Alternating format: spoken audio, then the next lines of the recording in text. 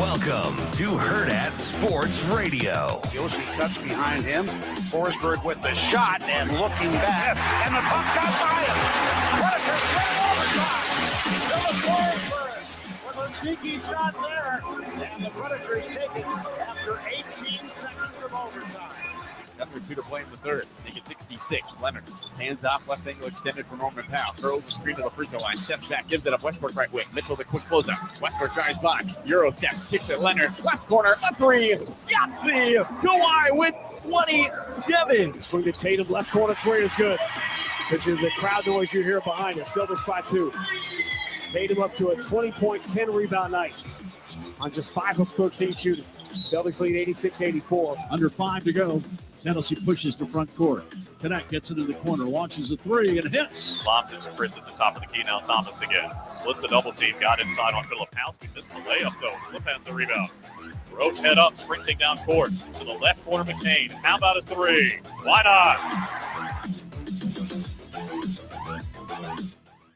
Good morning. Welcome in to Hurrdat Sports Radio here on AM 590 ESPN Omaha. ESPN Tri-Cities. We're live from the H&H Chevrolet stage at the Hurrdat Sports Bar and Grill.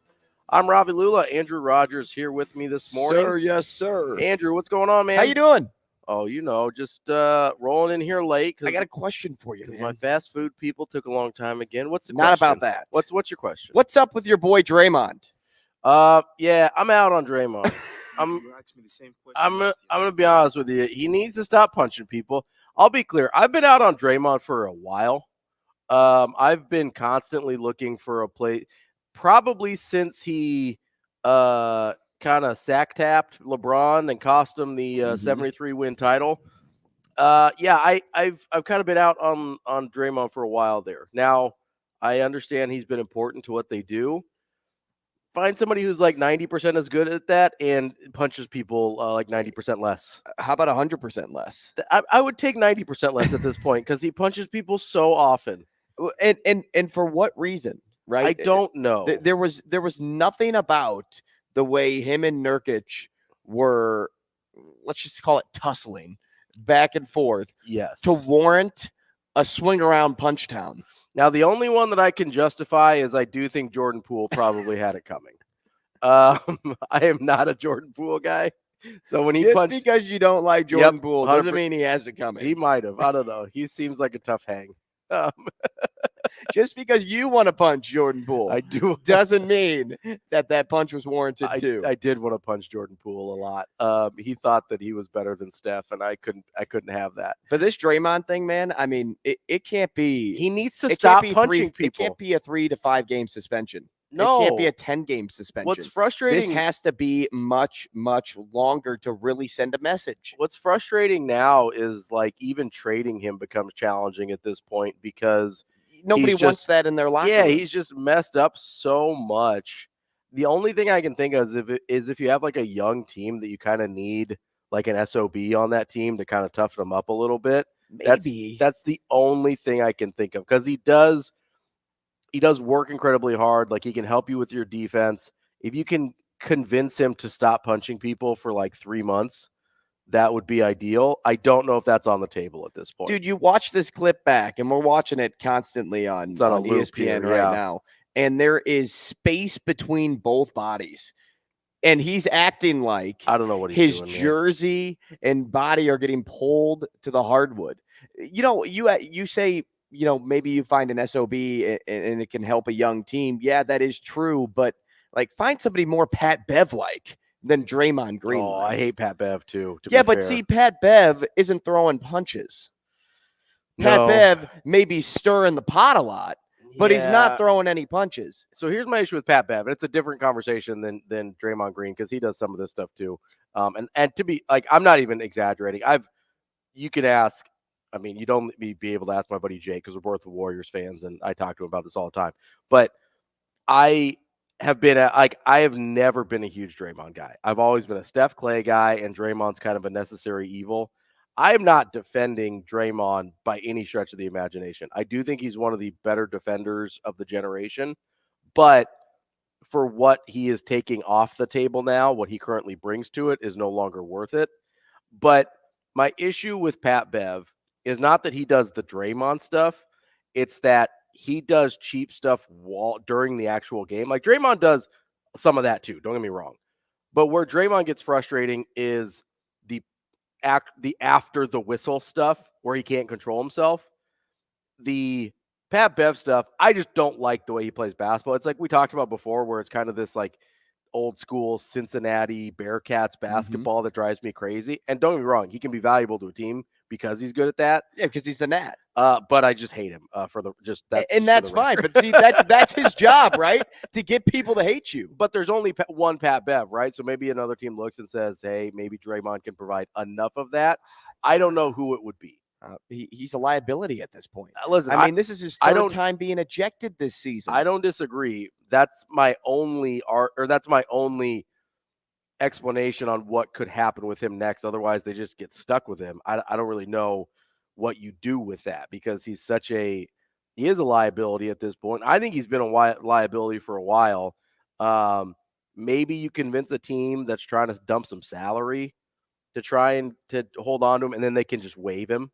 Because a lot of times, because what would probably happen is Draymond wouldn't be the centerpiece of the trade, right? You would probably do like a Draymond and one of the younger guys, either like if you like a Jonathan Kuminga or if you like a Moses Moody, those are kind of the sweeteners to be like, hey, take on Draymond's contract, you guys waive him, and then we'll get something useful in return. That's the only way it would work is if the Warriors overpay to get rid of Draymond, basically, and the other team's motivated. Like the Raptors are an interesting match, right? Because Pascal Siakam makes way too much money. He makes almost $40 million a year. He does not bring you $40 million a year in quality. He doesn't really match up with some of the age ranges of the rest of their team in terms of like Scotty Barnes is 22. You've got like Precious Achiuwa is 24. You've got Jalen McDaniels is 25. He's several years ahead of these guys in his development. OG Anunoby is 26. He probably doesn't help you that much at $40 million a year if you're the Raptors right now. Whereas maybe you take a flyer on a guy like Kuminga, maybe you take a flyer on a guy like Moody, and you have to eat Draymond's contract and waive him to do it. Maybe he never even sets foot in the building, to be fair. The only place that this guy's going to step foot again playing competitive basketball, if this keeps up, is the blacktop. Yeah, I mean, he's going to go out, get some buddies, and then you can act like this when you're out playing street ball. I mean, not really. 'Cause you act like this on the street, you get an assault charge, basically. So, I mean, but you can play like this without the worry of being ejected. Now, you'll eject yourself, or people may eject you, like in terms of, well, you're going to throw punches, I'm going to throw punches back, because everything goes when you're on the blacktop. If you're going to start something like that. TK says, send Draymond to Detroit so he can lose in perpetuity. That seems fair. Seems like a fair punishment. He also says, Poole is basically just a big child, so it makes sense that I don't like him, which I agree with there as well. Don't feed into Ravi's rant. Don't feed into TK's those. right. We love TK.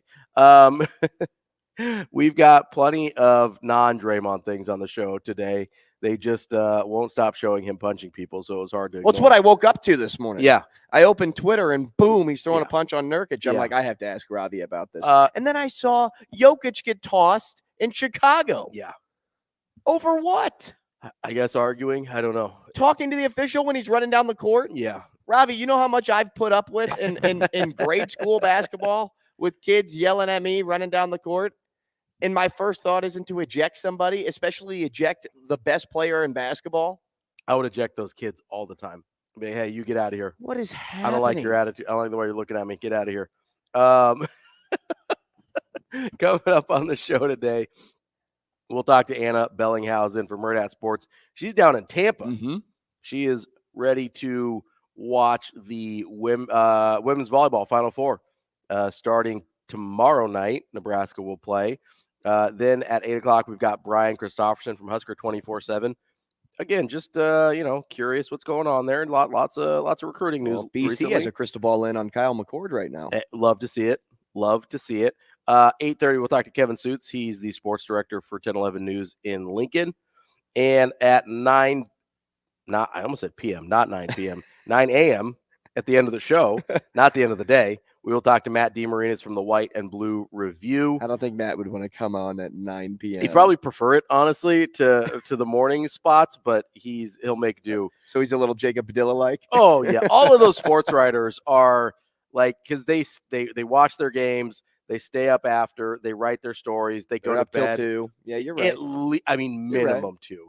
And then they fall asleep when the sun's rising, and then they sleep until the next game starts.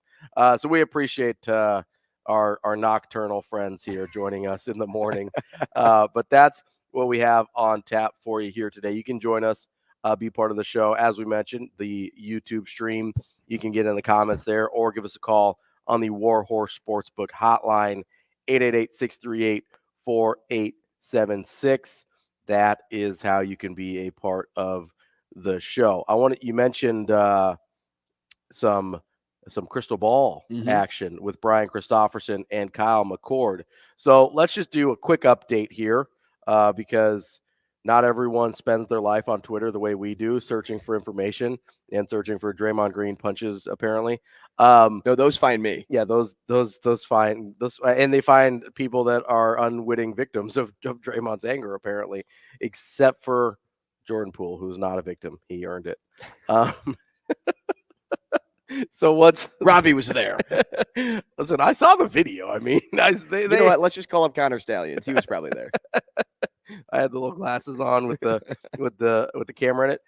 So at the moment, as you said, Brian Christopherson has a crystal ball for Kyle McCord, along with Shafe and Brunsey. From what I have heard, what I've been told, and all signs still point to Kyle McCord coming to Nebraska, which I think is a great, great thing.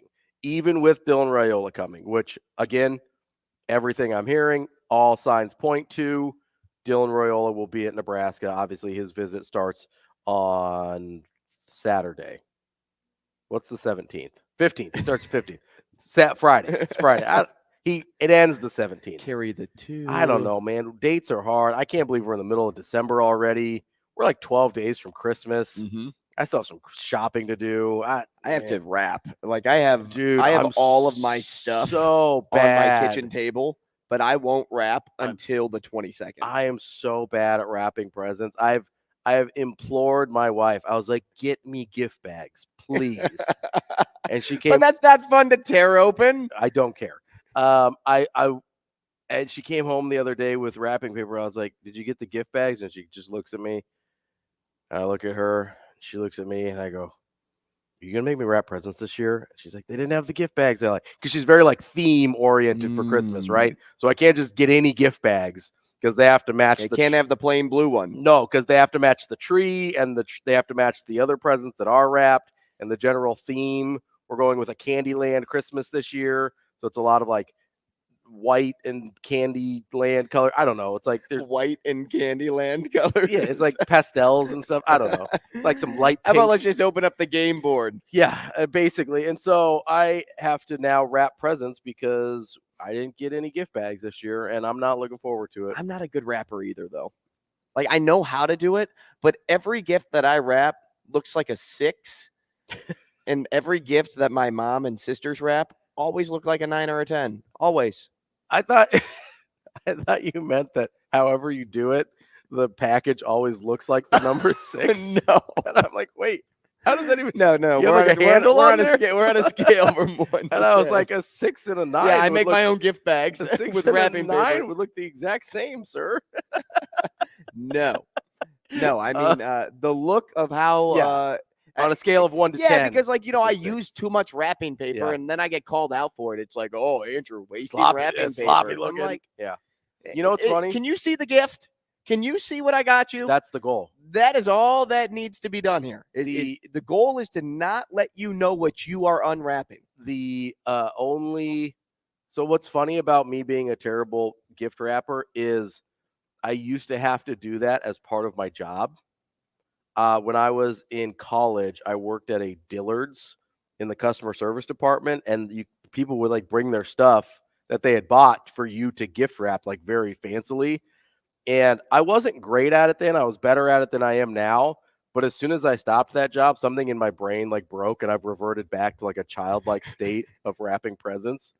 and I don't know. You're wrapping a box. It looks like a soccer ball. Yeah, I'm just like, I don't know what's happening here. So yeah, it's really, really bad, and it's going to look terrible because we didn't get gift bags this year. So if you know where I can find some Candyland colored gift bags, I don't. I don't know. Thank you, Shane. Let me know, because the gift wrapping is going to be a struggle this year. But anyway, to get off our tangents, to get out of the crowd of the rabbit hole we just went down. Kyle McCord, we can wrap him up for Christmas. Yeah, well, that he'd be difficult to wrap. Like, people move. I don't know. He'd probably be a 6. So everything we're hearing, and we'll talk to Brian Christopherson about that. Everything we're hearing is Kyle McCord still planning to commit to Nebraska. Everything we're hearing is Dylan Raiola still planning to commit to Nebraska. Now, there's 2 coaching rumors that are connected to the Nebraska quarterback position, directly and indirectly, that one I've been hearing about for a few days. Mm-hmm. The other one I just started hearing about last night. You know, we talked about being on Twitter too much. So apparently Georgia fans are very concerned about Kirby Smart going to the Panthers. This is a thing that started rolling last night. This is message board talk. Yes, that has made its way to Twitter. So the biggest cesspool that you can think of, the message boards onto Twitter, this is what we're dealing with. It's all right. Other here. message boards are saying Saban's retiring again for about the 7th Yeah, straight they say year. that every year. But apparently Georgia fans are very concerned about Kirby Smart leaving for the NFL. The only reason I bring it up is if, for whatever reason, the Raiolas got wind of this, that would make a lot of sense as to what happened here. Mm-hmm. Because this seemed to all happen very last minute from what we've been able to piece together. I do think there probably was, we heard Matt Rhule on Pat McAfee yesterday, right? Mm-hmm. Where he's talking about, guys get promised things. They don't always follow through. I do think that's a factor here as well. I do too. But I want to congratulate all the teams playing for championships. Wish I could be a part of it. If Georgia was the right fit, I don't know that the Raiolas, who are in a better position as far as I understand financially than a lot of guys coming into college, I'm not sure they would have let the money be the factor if Georgia was the right fit. If Kirby Smart's leaving Georgia, or they're worried about Kirby Smart leaving Georgia, whether he leaves this year, because there was this time when Saban was at LSU and it became pretty apparent that he wanted to try the NFL at some point. It wasn't clear if it was going to be the Miami job. It wasn't clear if it was going to be some other job down the road, but it was pretty clear that he was going to leave at some point. So even if it's not just this job, but if they got wind of Kirby Smart's sniffing the NFL pretty aggressively, maybe that's enough to be like, okay, we had this promise broken, and now this guy that we are theoretically coming to play for is not really sold on being here. Well, Matt Rhule already tried the NFL thing, and he seems pretty dead set on staying at Nebraska. Nebraska's going to keep their promises. He's dead set in staying in college, that's for sure. For sure, yeah.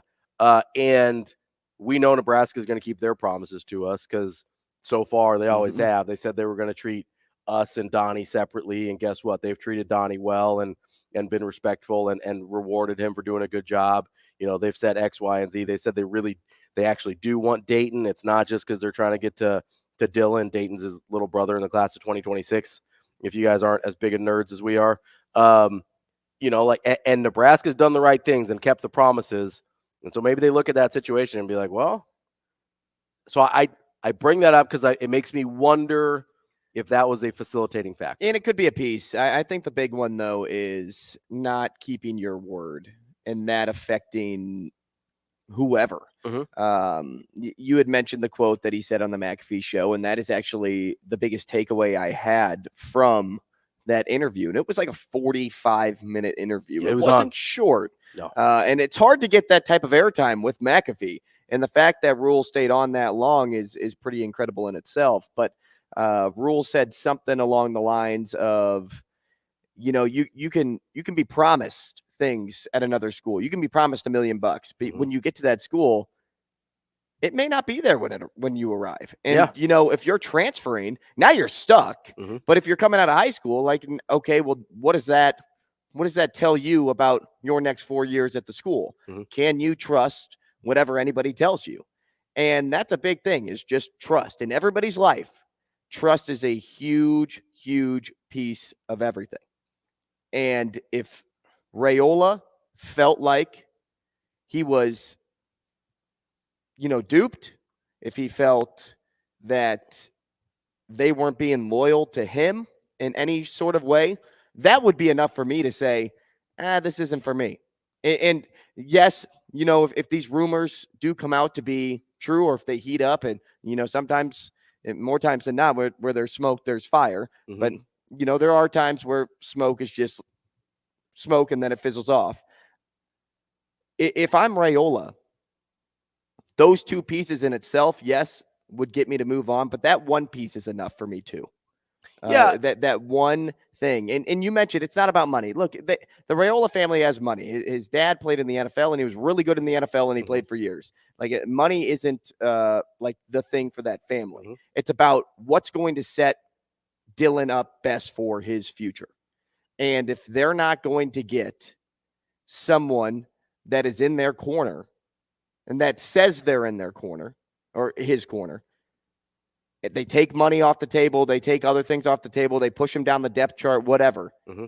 Like that's enough to get someone to say, this isn't for me. This isn't the right fit for me. Yeah. That right there solely is enough to push somebody away. Yeah, right there. It certainly is enough. I don't disagree there. But just because it's enough doesn't mean it's the only thing, right?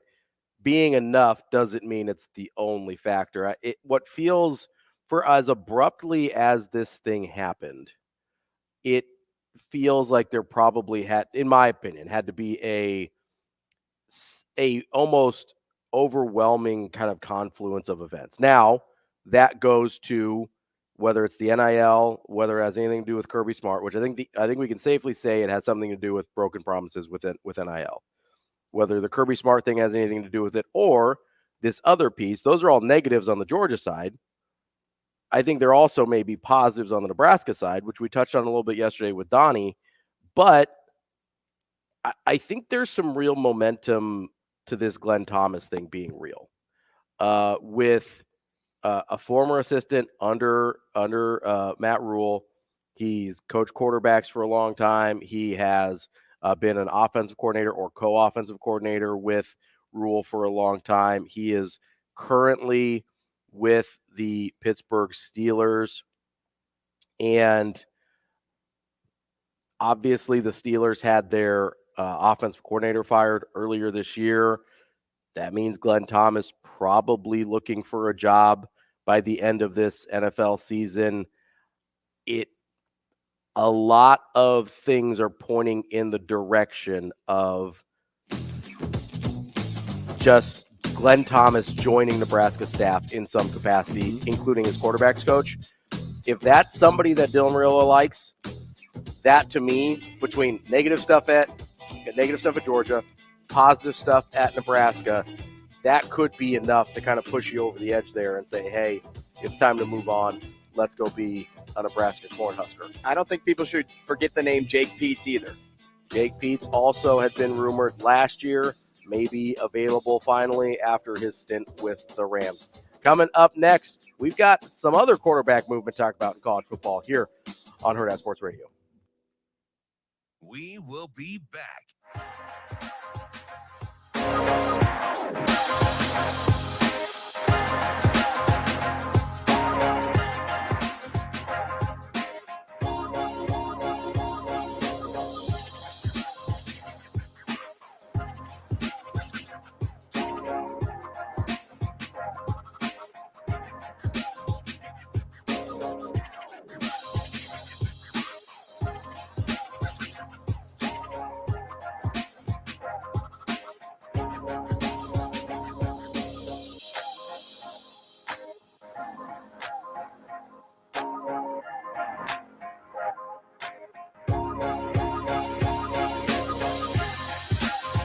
We will be back.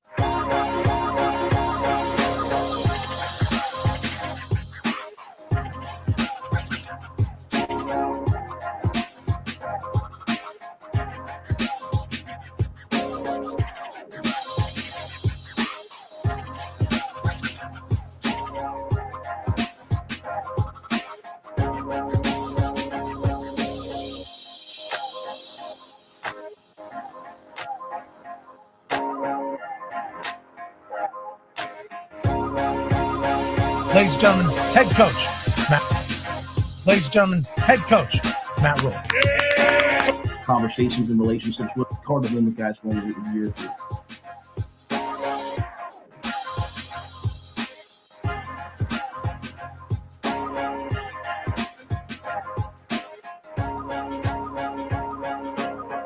We will be back.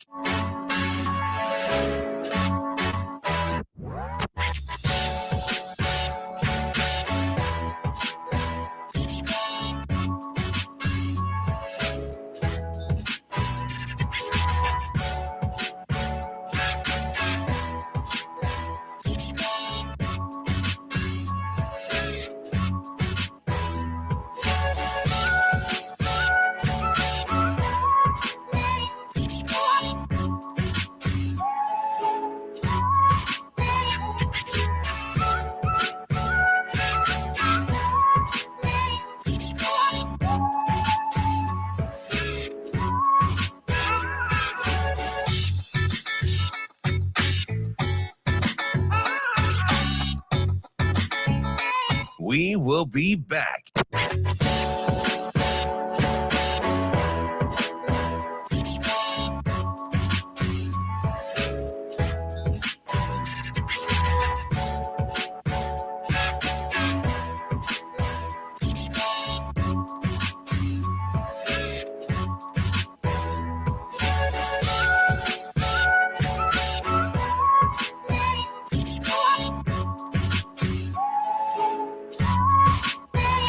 To Hurrdat Sports Radio. Ladies and gentlemen, head coach. Ladies and gentlemen, head coach, Matt Rhule. He's got a little different now. Now you have it's hard to win. You're not gone are the days of like you show up and there's 5 other linebackers, you know, and you're like they're going to know every player that you're talking to, and it's what it should be. It's hard to win with guys for years. We will be back.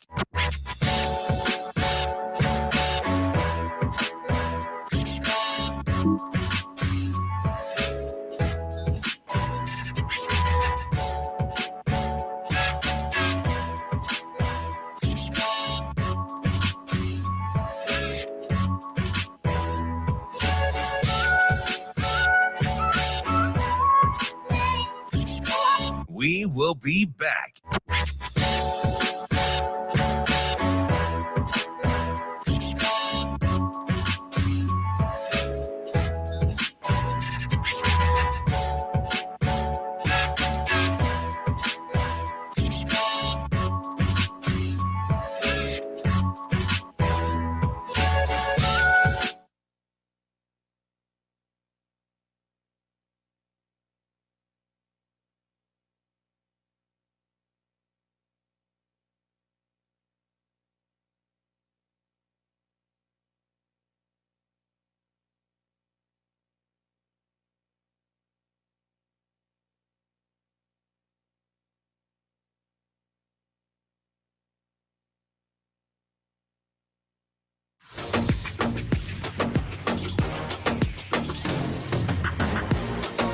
You're listening to Hurrdat Sports Radio. Ladies and gentlemen, head coach, Matt Rhule. I love game days in college. Recruiting's got a little different now. Now you're recruiting your team, another team, high school kids, so it's a little different recruiting. But the players are awesome. You know, they're all here for the right reasons, man. It's been a lot of fun, and Nebraska's a special place. Do you look at it any differently than you did before? Yeah, I think you have to. I think you have to find players that are coming here for the right reasons. I don't think you can recruit them. You can't do a sales job. You have to tell them exactly what it's going to be like. I think nowadays, young people want transparency. They want to know what it's going to be like, and so you better just keep it very real with them. Tell the parents, tell them this is what it's going to be like here. Have conversations and relationships with them. Like gone are the days of like you show up and there's 5 other linebackers. You know, and you're like they're going to know every player that you're talking to, and it's what it should be. Be honest. And I think when you find someone that really wants to be at Nebraska, you take them, you have them for 4 or 5 years, because it's hard to win with guys for only a year or two.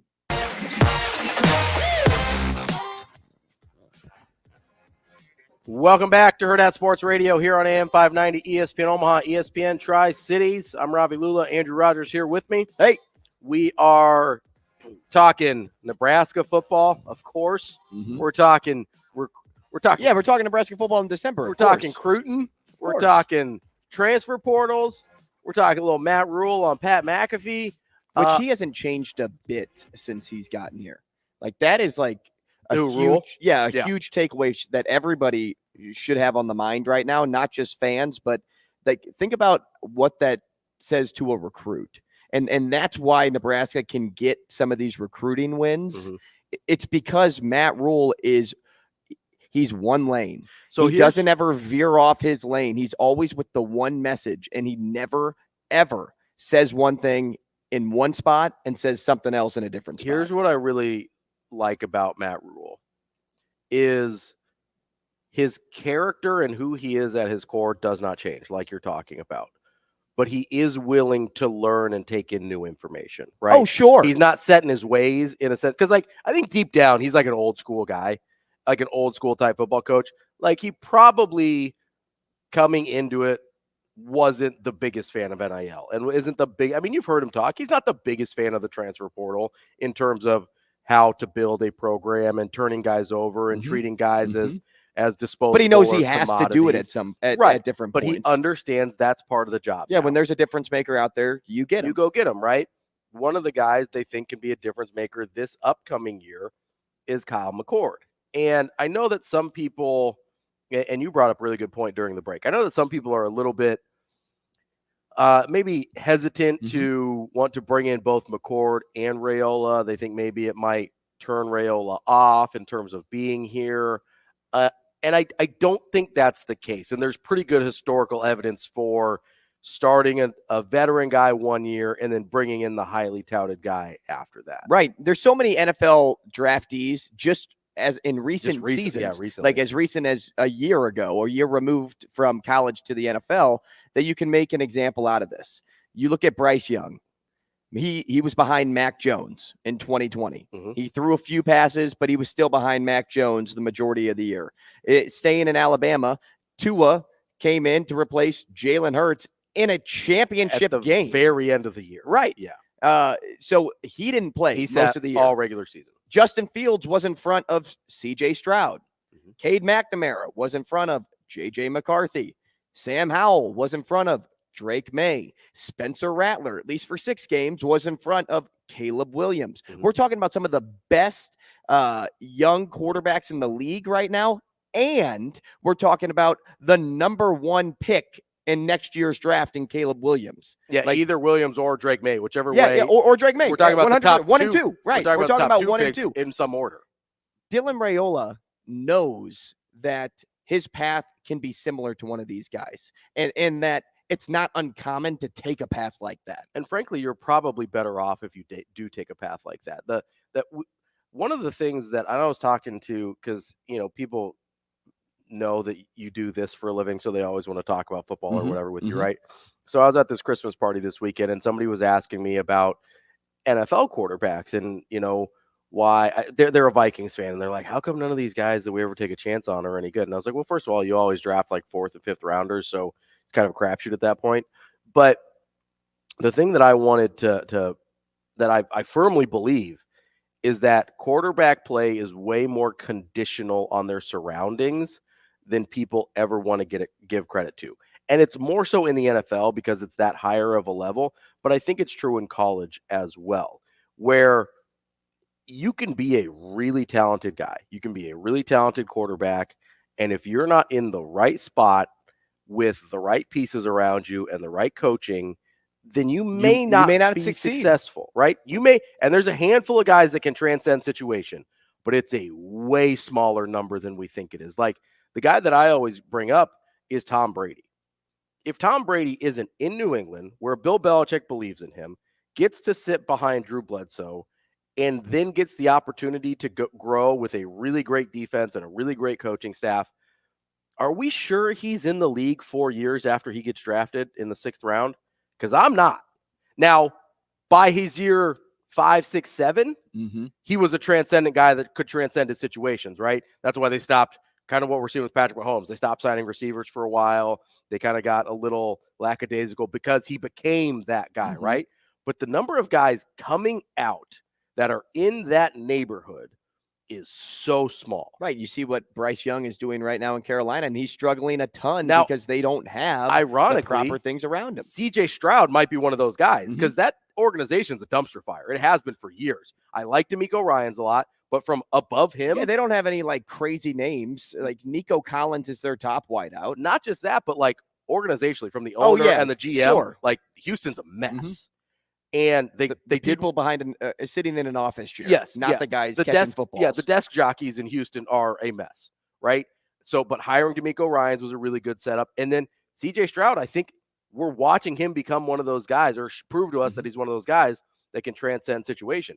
I'm not saying Dylan Raiola isn't that guy, but I'm saying if you can get someone so he doesn't have to be, if you can get Kyle McCord to give Malachi Coleman and Jaden Doss and Jalen Lloyd another year of seasoning, and Thomas Fedoni another year of seasoning, and you can get guys like Sam Sledge and Gunnar Gatola and Brock Knudsen and Mason Goldman and Grant Bricks, and you can get all these guys an extra year. So all of a sudden, Dylan Raiola walks in with a seasoned veteran wide receiver group and a experienced in the system for a couple years, been through the strength and conditioning program, offensive line, who's been coached up by his uncle, by the way, who apparently is awesome at his job.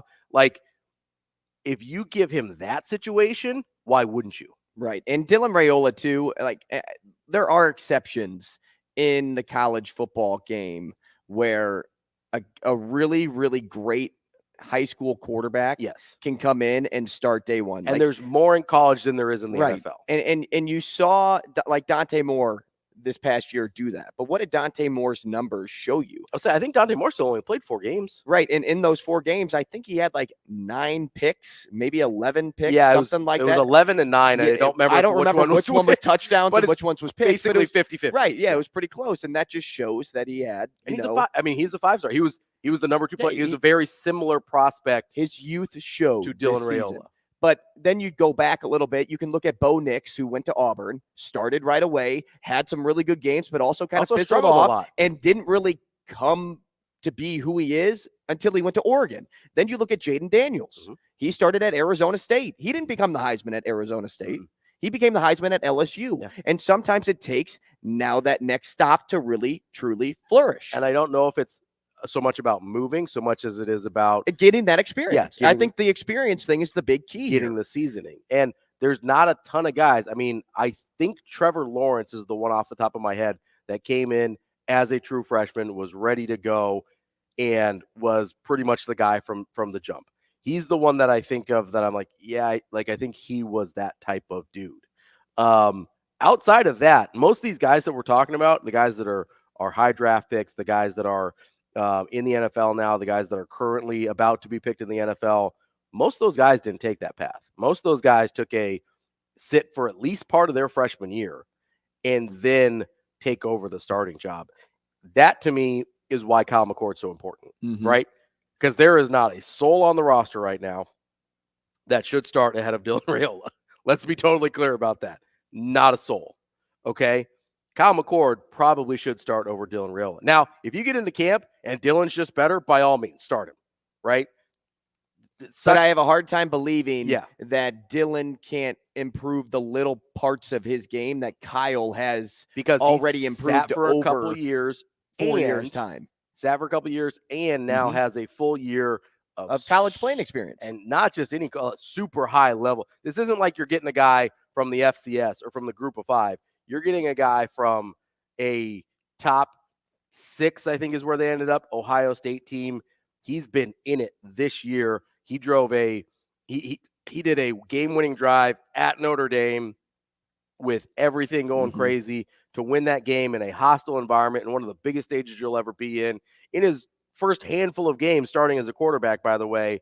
Like, that dude's got some of the mileage on him in a good way to be like, okay, we can feel good about him overcoming some of these things. We can feel good about him not being in a spot that he's going to be too big for him right away because he's already been in those spots. Right. And the last thing I'll bring up here too is this. Dylan Raiola can step in and just take that backseat spot to Kyle McCord and improve his game so much that by the time he steps foot on the football field, whether it's for 4 games next season or not, right? He can get the experience he needs to really put him over the top going into his next 5 years of football, right? Because you can take those 4 games in redshirt and then get that experience under Kyle McCord all season long, and that's the path that really he should be taking. Yeah, I agree. Coming up next here on Hurrdat Sports Radio, we'll have Anna Bellinghausen live from Tampa, Florida, to talk about the NCAA volleyball Final Four on AM 590 ESPN Omaha, ESPN Tri-Cities. We will be back.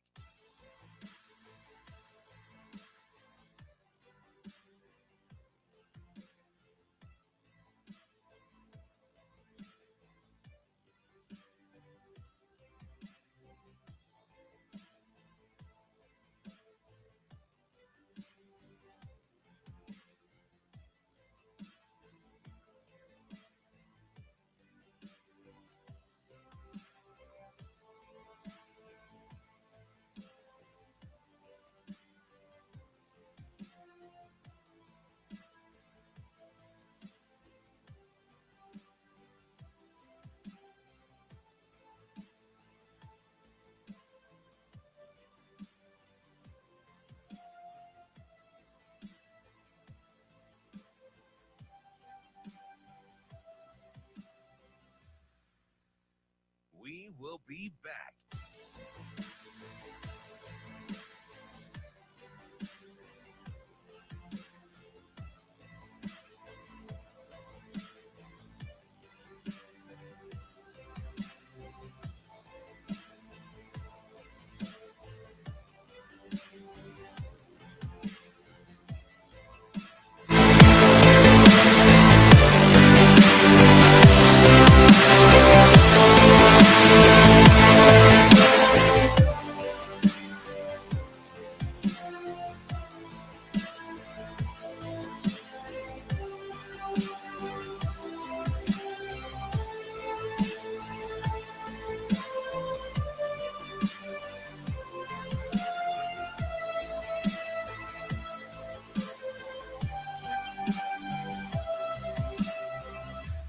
We will be back.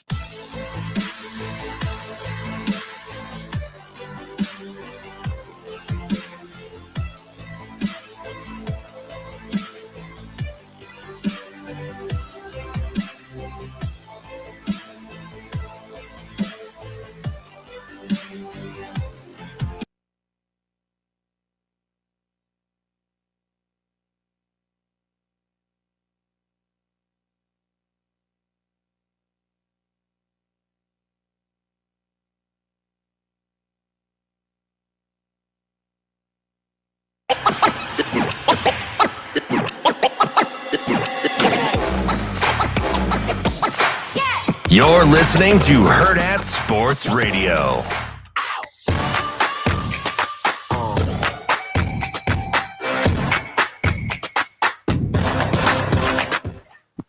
Welcome back to Hurrdat Sports Radio here on AM 590 ESPN Omaha, ESPN Tri-Cities. I'm Ravi Lulla. Andrew Rogers here with me as well.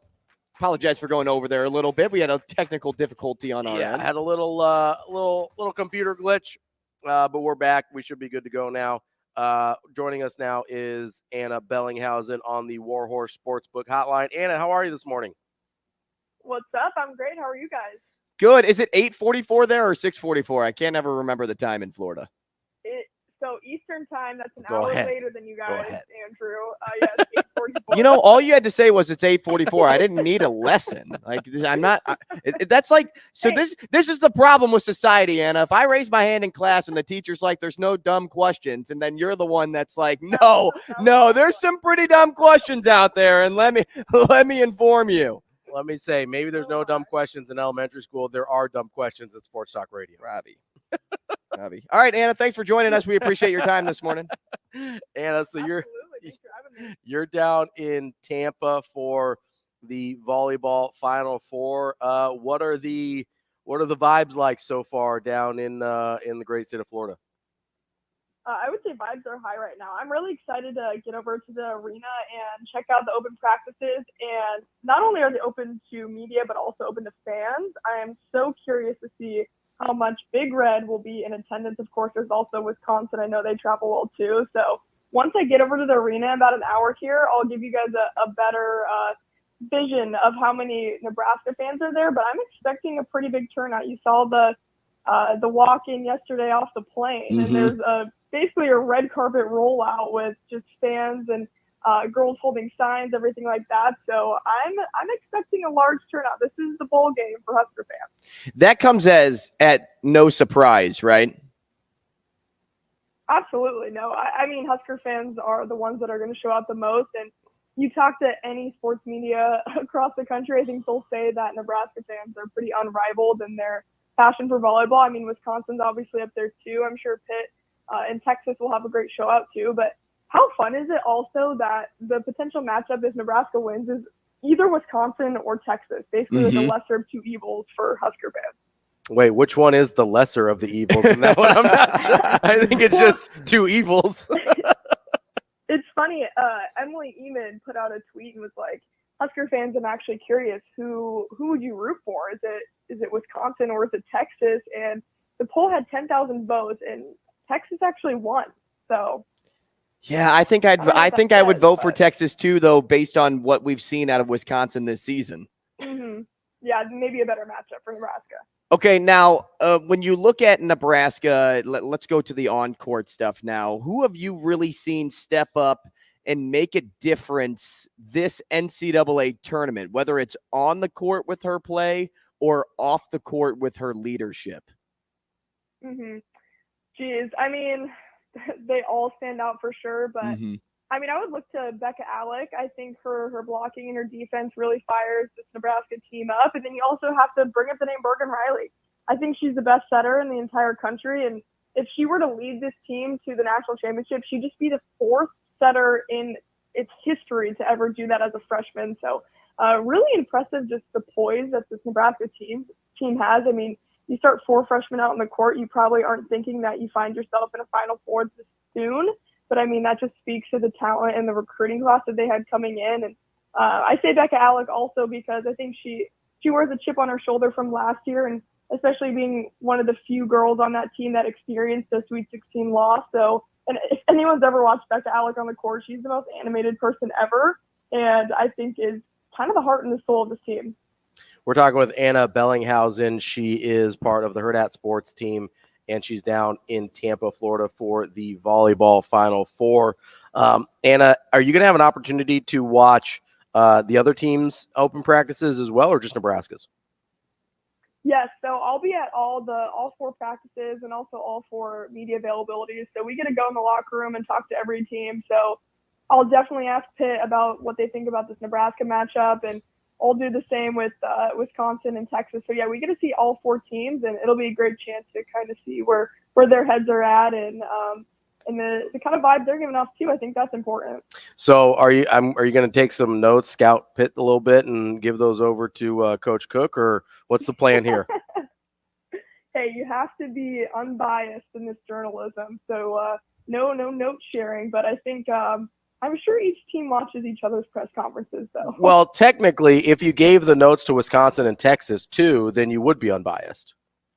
You could do the thing where you just drop the note plan and just have it be completely wrong, like the wrong scouting report for Nebraska. What are we, Connor Stallions? Like, what's happening? No, that's the Mike Leach. Did you ever hear?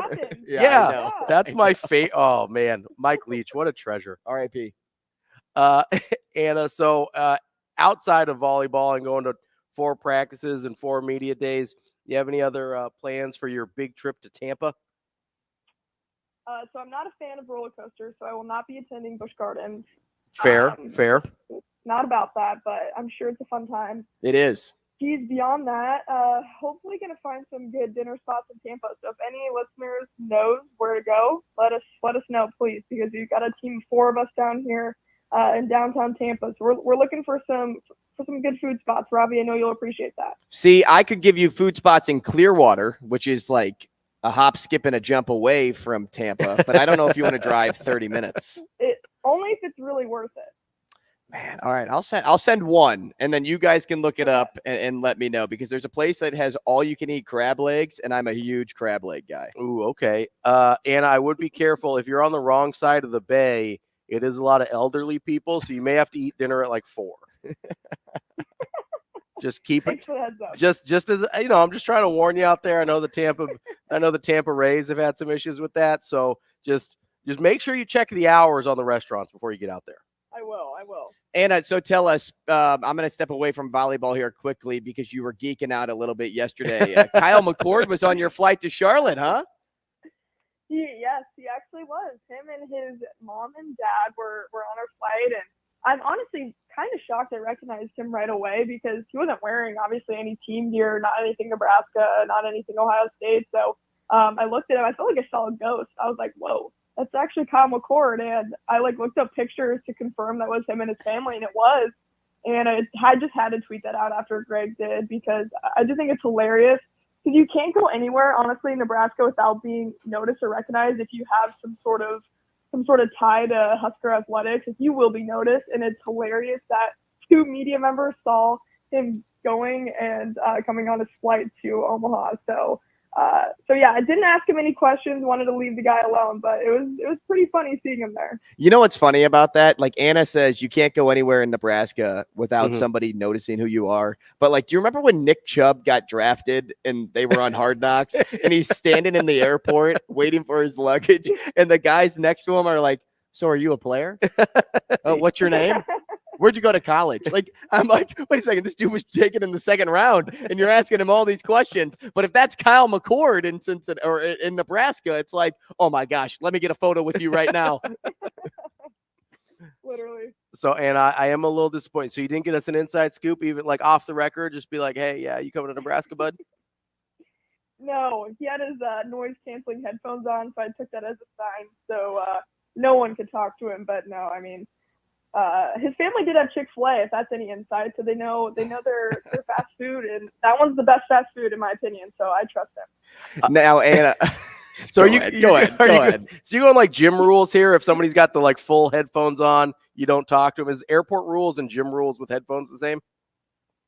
I think it would be really embarrassing if I went up to him and tried to talk to him and he just straight up didn't hear me. So I just avoided that. I feel like you just don't talk to people like in an airport or on an airplane. Like, I think that's the universal rule. I don't really talk to strangers, but it's like being in a library. If I was trying to get a scoop on, a quarterback recruit, I might just be like, I wouldn't even tell him who I was. Like, I wouldn't tell him that I was with media. I would just tap on his shoulder and be like, you coming to Nebraska, bud? And I was gonna say though, because Ravi got Chick-fil-A this morning, and his experience wasn't as good as Kyle McCord's apparently. It's just a little slow. The food's good. It was just a little slow.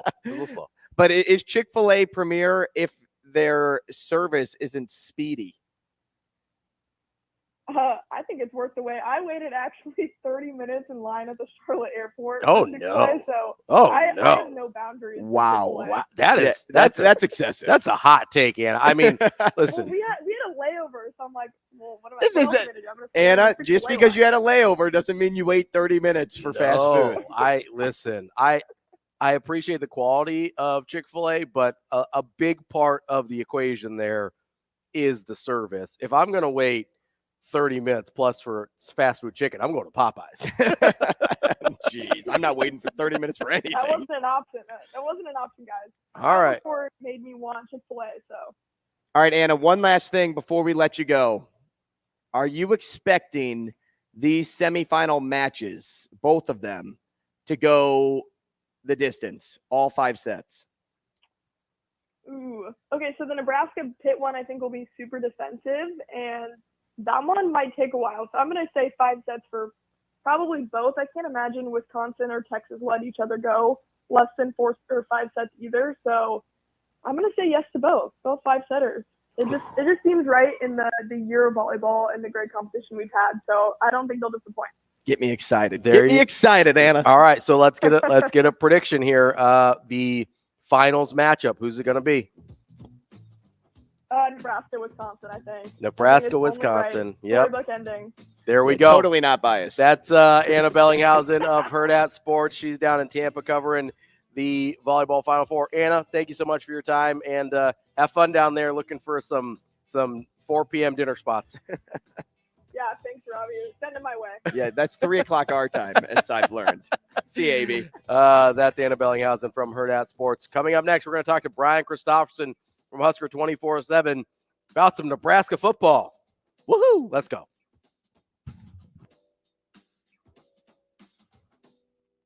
We will be back.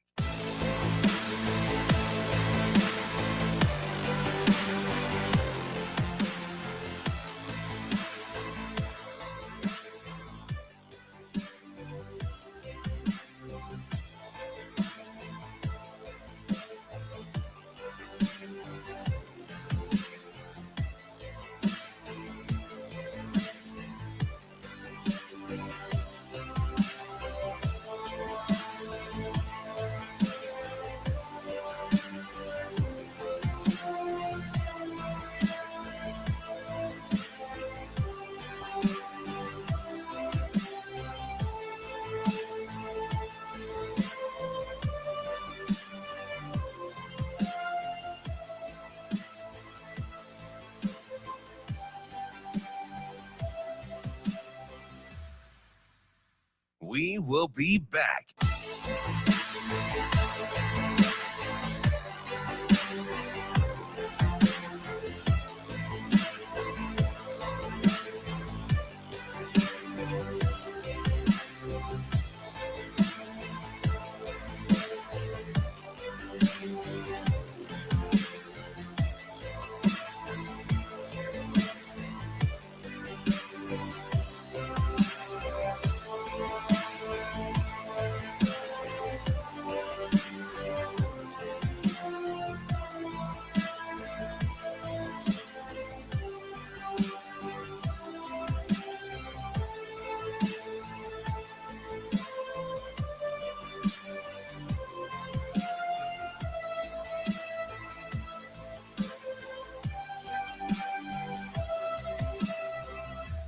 We will be back.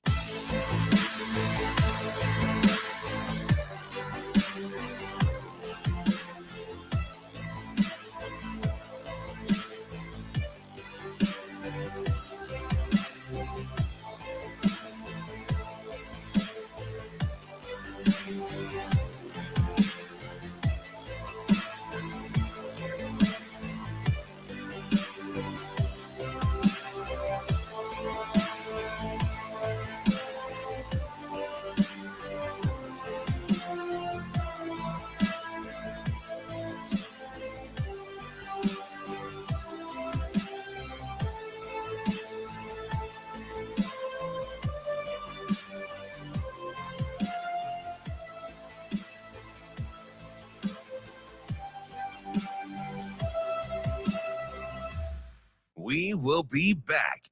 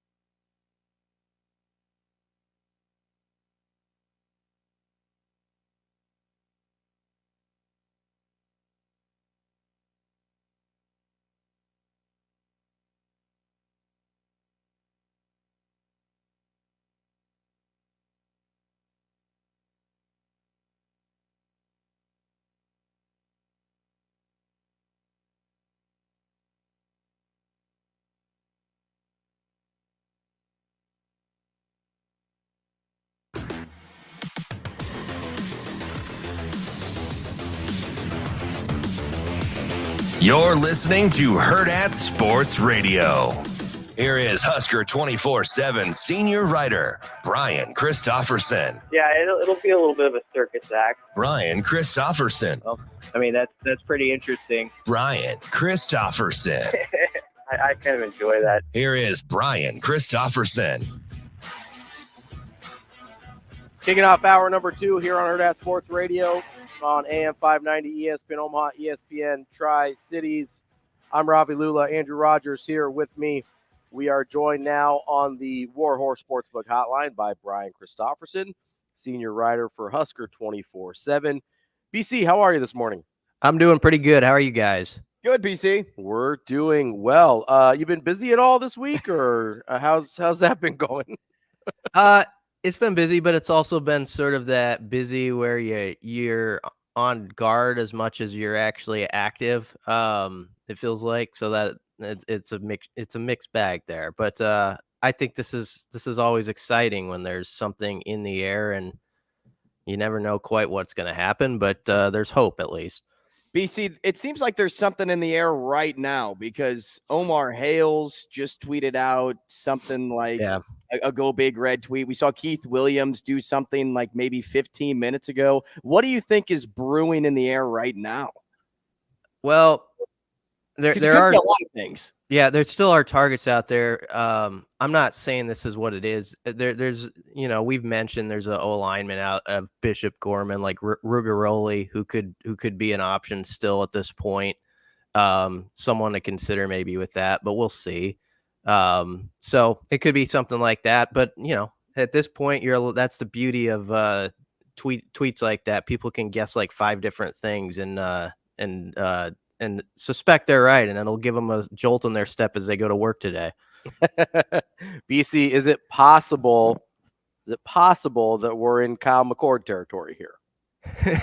I don't know if it's connected to that. I don't, but I feel good as of this minute. I feel good about Nebraska's chances with Kyle McCord. Now, I always get nervous when I go on radio with stuff like that, and that I hedge a lot. You guys know that already about me, because I how this world is in college football, and this thing is so fluid these days that you might think something's happening, and you might be 90% sure or 80% sure, and then there's a misdirection on you. So I'm always prepared for that possibility. But as for McCord, if you say right now, how do you feel about Nebraska's chances? I feel really good still. I'm optimistic there. That they're going to pull off the daily double as everybody's worried about. BC, speaking of cryptic Twitter and tweeting, at what point during the flurry of eyeball emojis and fire emojis coming out from seemingly every player associated with the Nebraska football program on Monday night were you like, I think something's happening? Yeah, it started about 2 or 3, I think, in the afternoon, where there was stuff picking up, and I was getting a text message here or there that's like something's happening. And I guess I knew that the Rhule thing was maybe brewing, but just before Steve Wiltfong of 24/7 Sports put out his crystal ball flip. And when Wiltfong does something like that, you sit up very tall in your chair. I mean, he doesn't do stuff just to do stuff. Now that doesn't mean the horse race can't change at times. It does. Sometimes it flips this way and then it goes that way. But when a person like him is putting that out there, it's telling you which direction at that moment it's headed. And so, I know some people don't follow it as close. Or like, oh, some guy's just taking a stab in the dark here, at what's going to happen. No, I mean, there's some research and good sourcing behind stuff like that when it comes from certain people, and he's one of them. So once he did that, you're like all hands on deck, and we've remained that way since. And I still am, with an official visit expected this weekend. I mean, that tells you enough right there, doesn't it? Well, how many more official visits does he actually need in order to feel like Nebraska is his home? Because whether they're unofficial visits to go see Uncle Donnie, or whether they're official visits that actually dock his time at Nebraska, it seems like this dude has been part-time living in Nebraska. Yeah, I mean, he obviously has a strong connection. No one will forget. It was February when he made the one trip for the basketball game was going on at the same time, and he makes that walk down to the front row, and his name's getting chanted.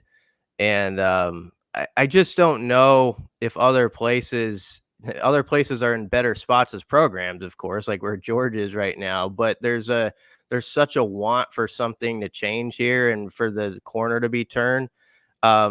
That has to be impactful to some guys when they really think about it. And like, I could go try to be that person who really gets this thing in a certain direction and look at what the response might be. Cause he got a taste of it that weekend for sure, what the response would be. So I wonder if that's always stuck with him, but there's stuff you wonder about, like 4 days before all the noise came about a flip.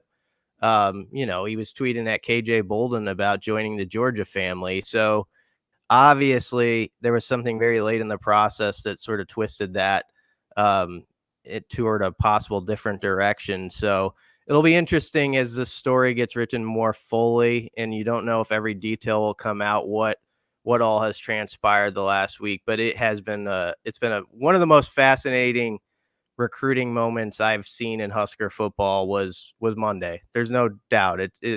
It might be unrivaled, really, the attention it got, not just here, but across the country, and how, you're getting people from the West Coast, the East Coast, writers from every national outlet are talking about this thing. And that's something I've never seen with Nebraska recruiting. So it was a pretty amazing moment. We're talking with Brian Christopherson from Husker 24/7. BC, part of that's because of the surprise of it all, right? Like, yeah, most of the big time recruits, there's some momentum building. Like, if he had committed to Nebraska back in somewhere between February and April, or whenever he ended up committing to Georgia, that wouldn't have felt like this. It would have been a huge deal, right? But it wouldn't have felt like this. Part of this is because it came out of nowhere, seemingly. Yeah, I mean, there were layers to it. That's one of the pieces. Then you're talking about a top 5 recruit. Then you're talking about his family history with Nebraska. That's an interesting sidebar. And then it's Georgia, but if it's Georgia or Alabama on the other end of any of the thing like that, people always are like, oh man, how'd that happen? Cause it's sort of just expected to always happen their way. So I am as interested in as anybody to find out some more details on that one, and what has happened. But it definitely seems like a real thing that's a possibility for Nebraska, and it's got recruits excited. I know about that. I've talked with a couple of them besides the eyeball emojis. They're like Ja'Cory Barney. I was speaking with him, I think it was Saturday, and this was before the Rhule stuff, but he was just talking about, as a receiver, like, getting that game changer at quarterback and what that can mean, and how the whole offense is shaped around that guy, and it can change everything. And so there's a lot of guys coming in this class and young players from last class who really expect 24 to be different. And if Nebraska can, land these 2 QBs in this last week, maybe this gives the jolt that was sort of missing from not having bowl practices, because that's been sort of a bummer not having anything going on with that. And at least there's this in the air that has some people kind of rallying with excitement, and the fan base needed this too. Last week when I was on the show, Andrew was asking about that splash. You need that splash moment.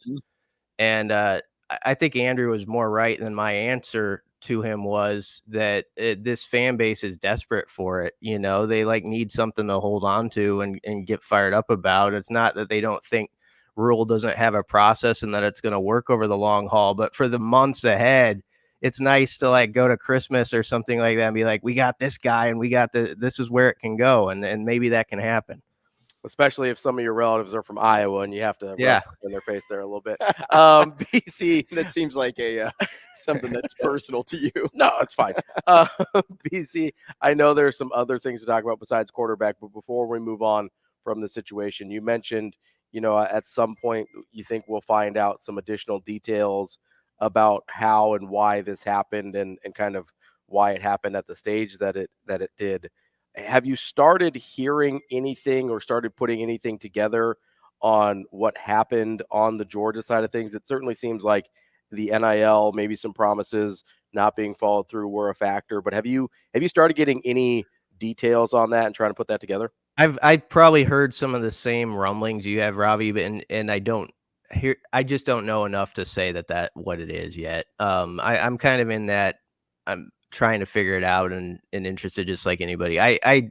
You never know. What I would say from Nebraska's end is I do think there's been times where people have wondered how good is the NIL setup here? How is that really working? And this could be a big statement moment. I'm not speaking as much just from Rhule, but like from any of these transfer guys, if they get them in, about what can get done from that side of the fence. People heard Rhule the other day on his interview with McAfee and how he says the collective here is in a really good spot. And this could be a big statement if you could get a couple QBs for Rhule in this program, because people wonder how he's going to react to like that. Hey, you got this weak spot on your roster. What do you do as a head coach in this offseason?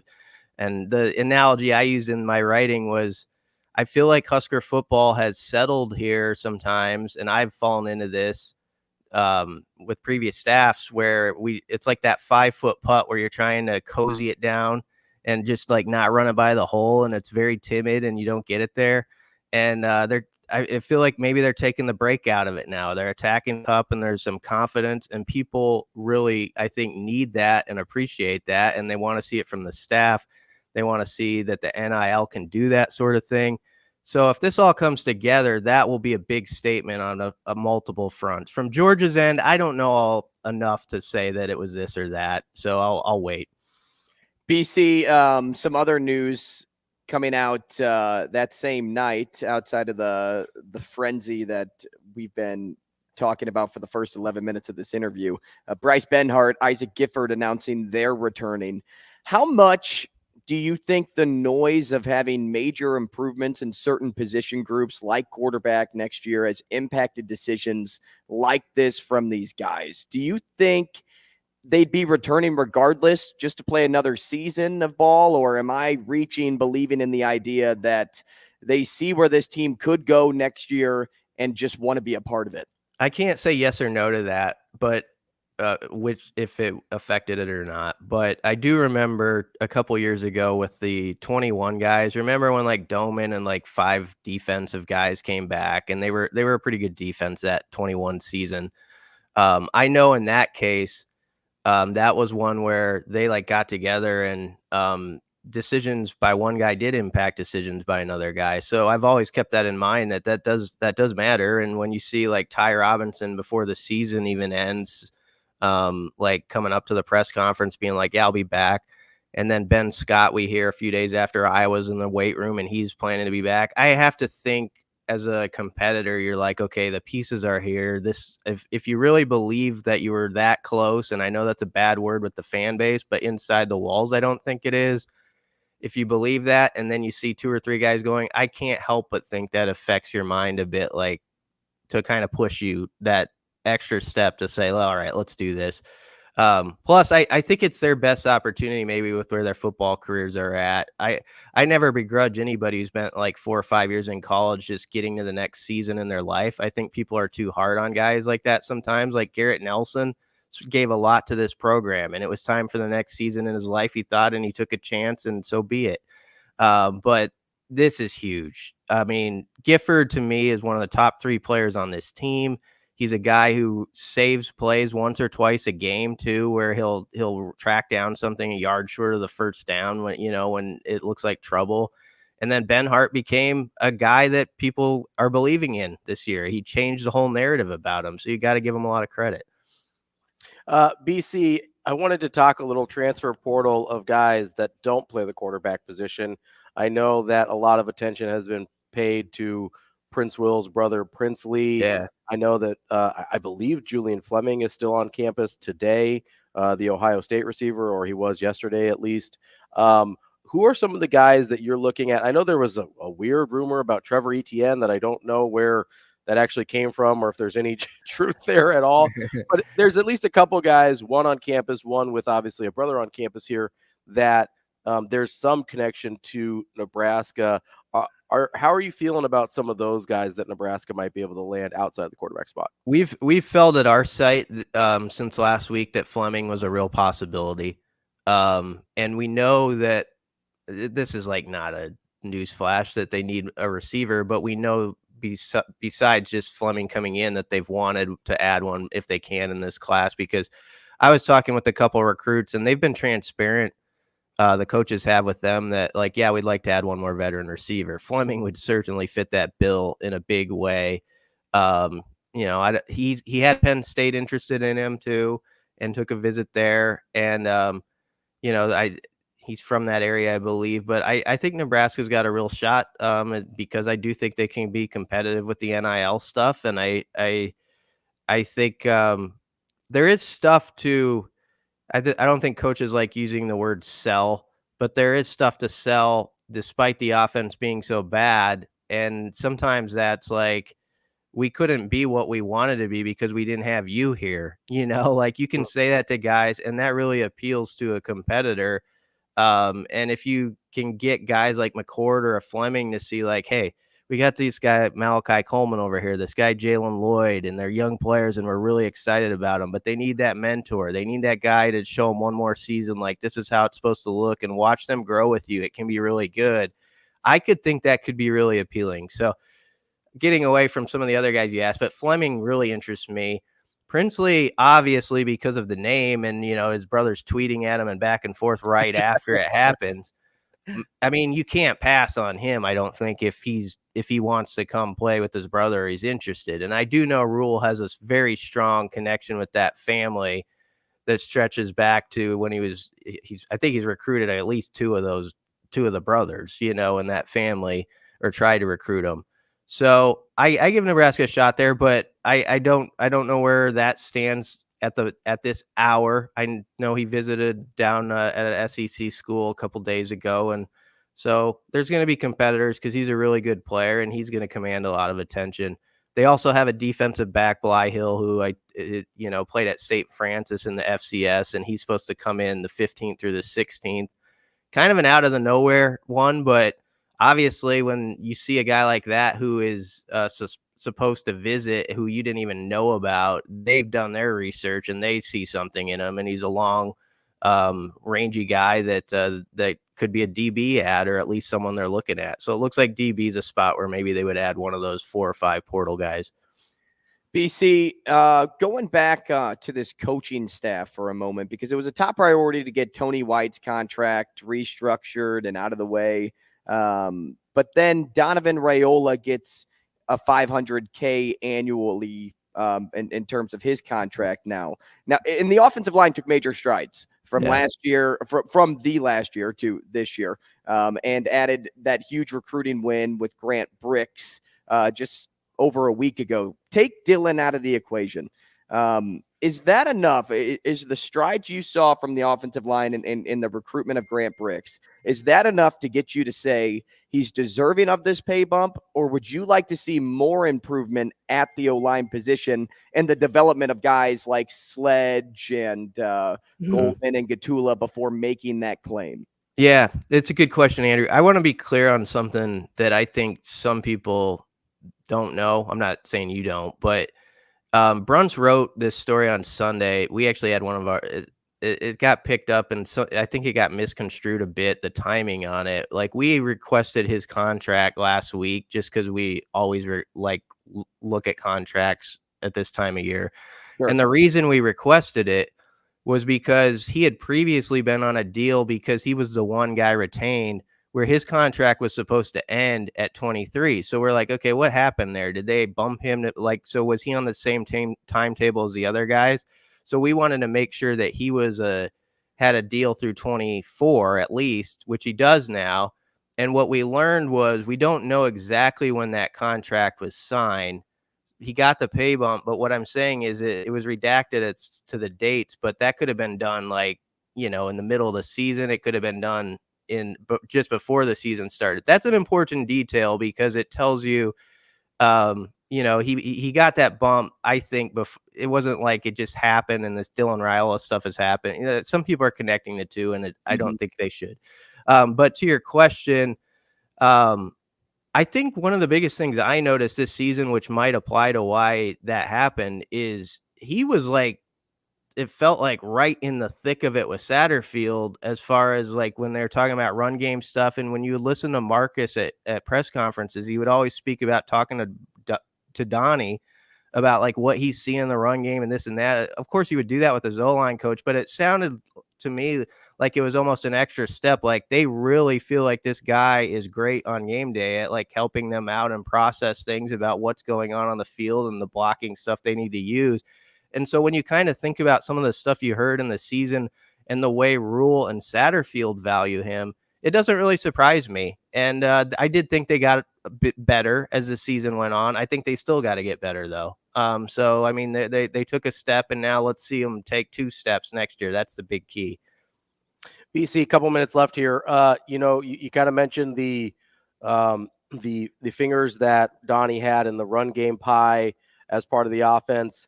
There's been a lot of rumors swirling around about a potential quarterback coach coming in, maybe having a pass game coordinator title attached to that as well.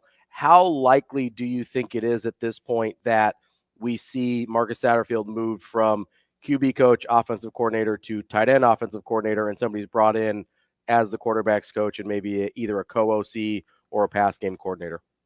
Yeah, I think it's still possible that for sure that you could move some chairs around. Don't know that for certain, but I think it's a move that could be done in part because Josh Martin technically was an interim this last year, and I know he's been out recruiting, and I know guys have stuck to their roles for now.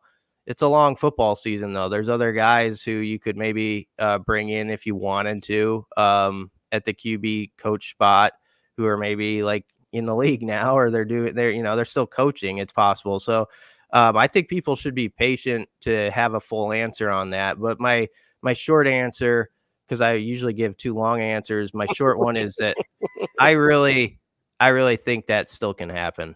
I do. That's Brian Christopherson from Husker 24/7. BC, we love your long answers. That's why we're good with those. That's why we have you on the big spot here. I filibuster.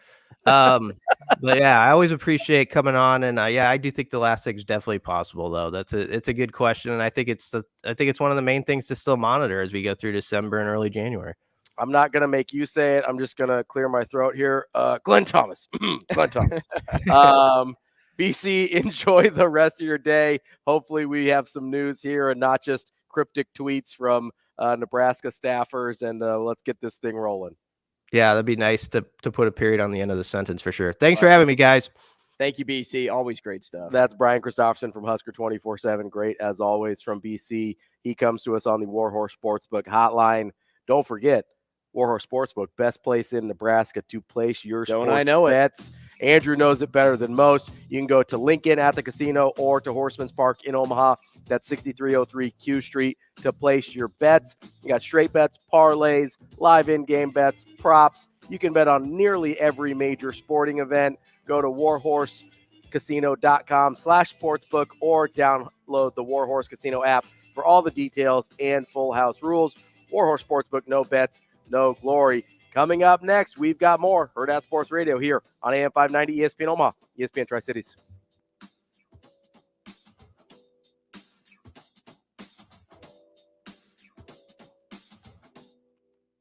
We will be back.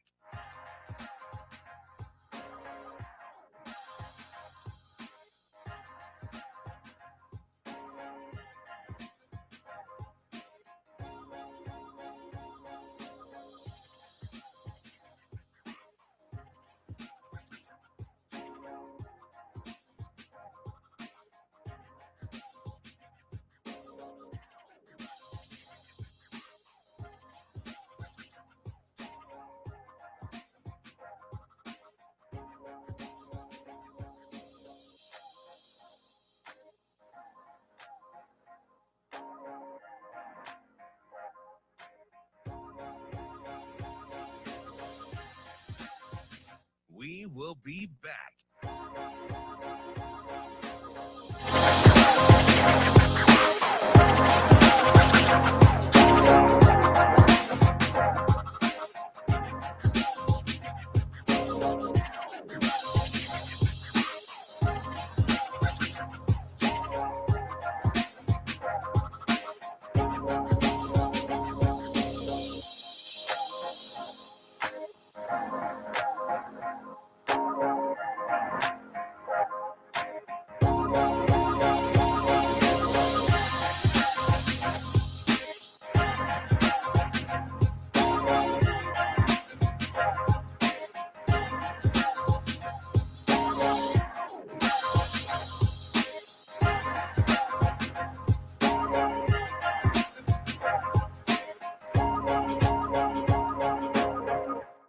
will be back.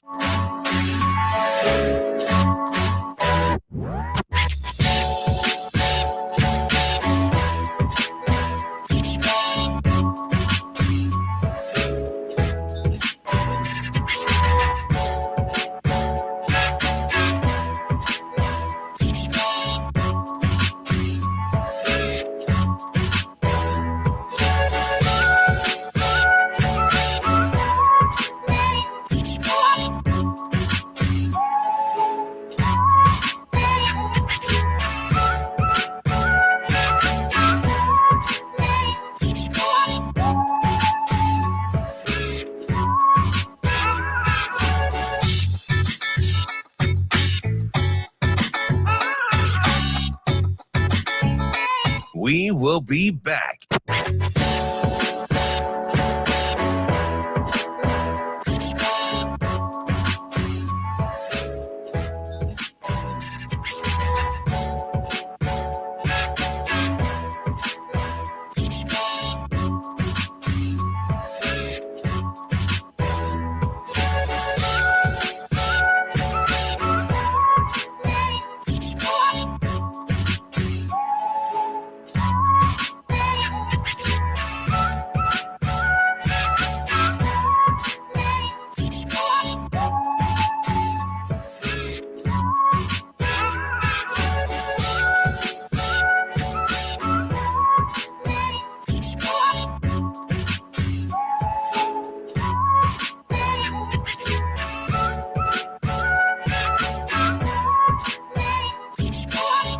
We will be back.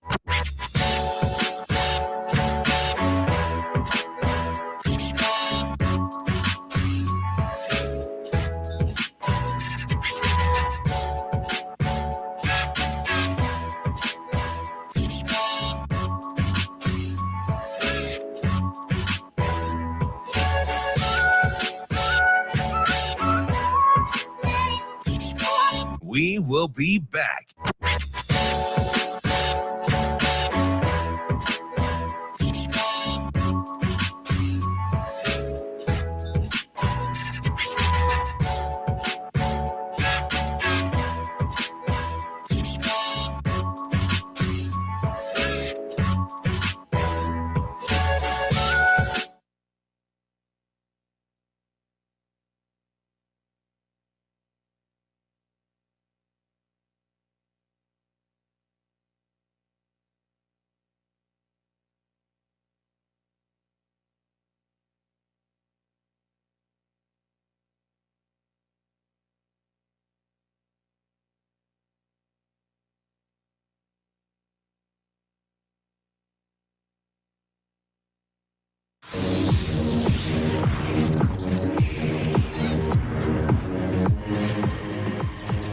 You're listening to Hurrdat Sports Radio.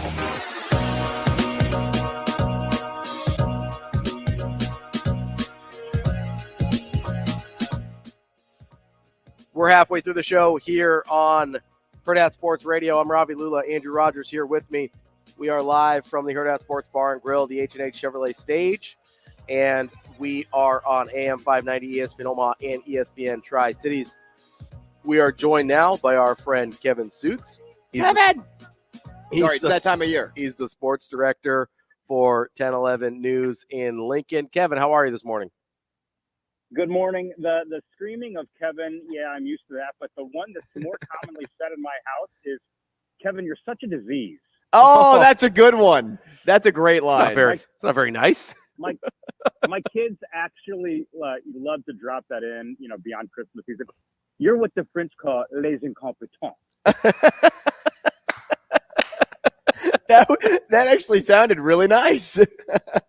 Well, I don't know if it was said correctly, but that is, Home Alone, probably my youngest son, probably his favorite movie, regardless, beyond Christmas. I think he just loves that movie. Well, it's a good thing you weren't left off the flight to Tampa, huh?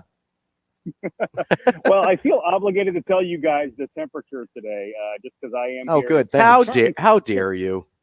It's 65 degrees right now at 9:30 Eastern time, with a high today of 76.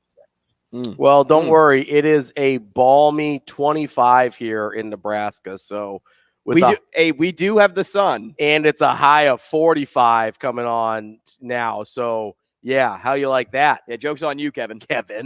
Yeah, heat wave, baby. That's sure. I'll take my 65 in the morning. Hey, well, I probably would too, but whatever.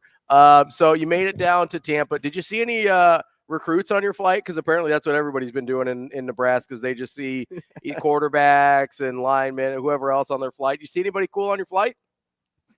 No, because I was leaving Lincoln. All the flights with notable people are coming into Lincoln. So, just me and some volleyball fans heading down for the Final Four. National semifinals start tomorrow, and I'm in the arena right now, Emily Arena. And I got to tell you, if you have tickets and you're in row W, you are money. Row W, seat 5 right now. You're about mid-court, about 15 rows up, and probably the best seat in the house.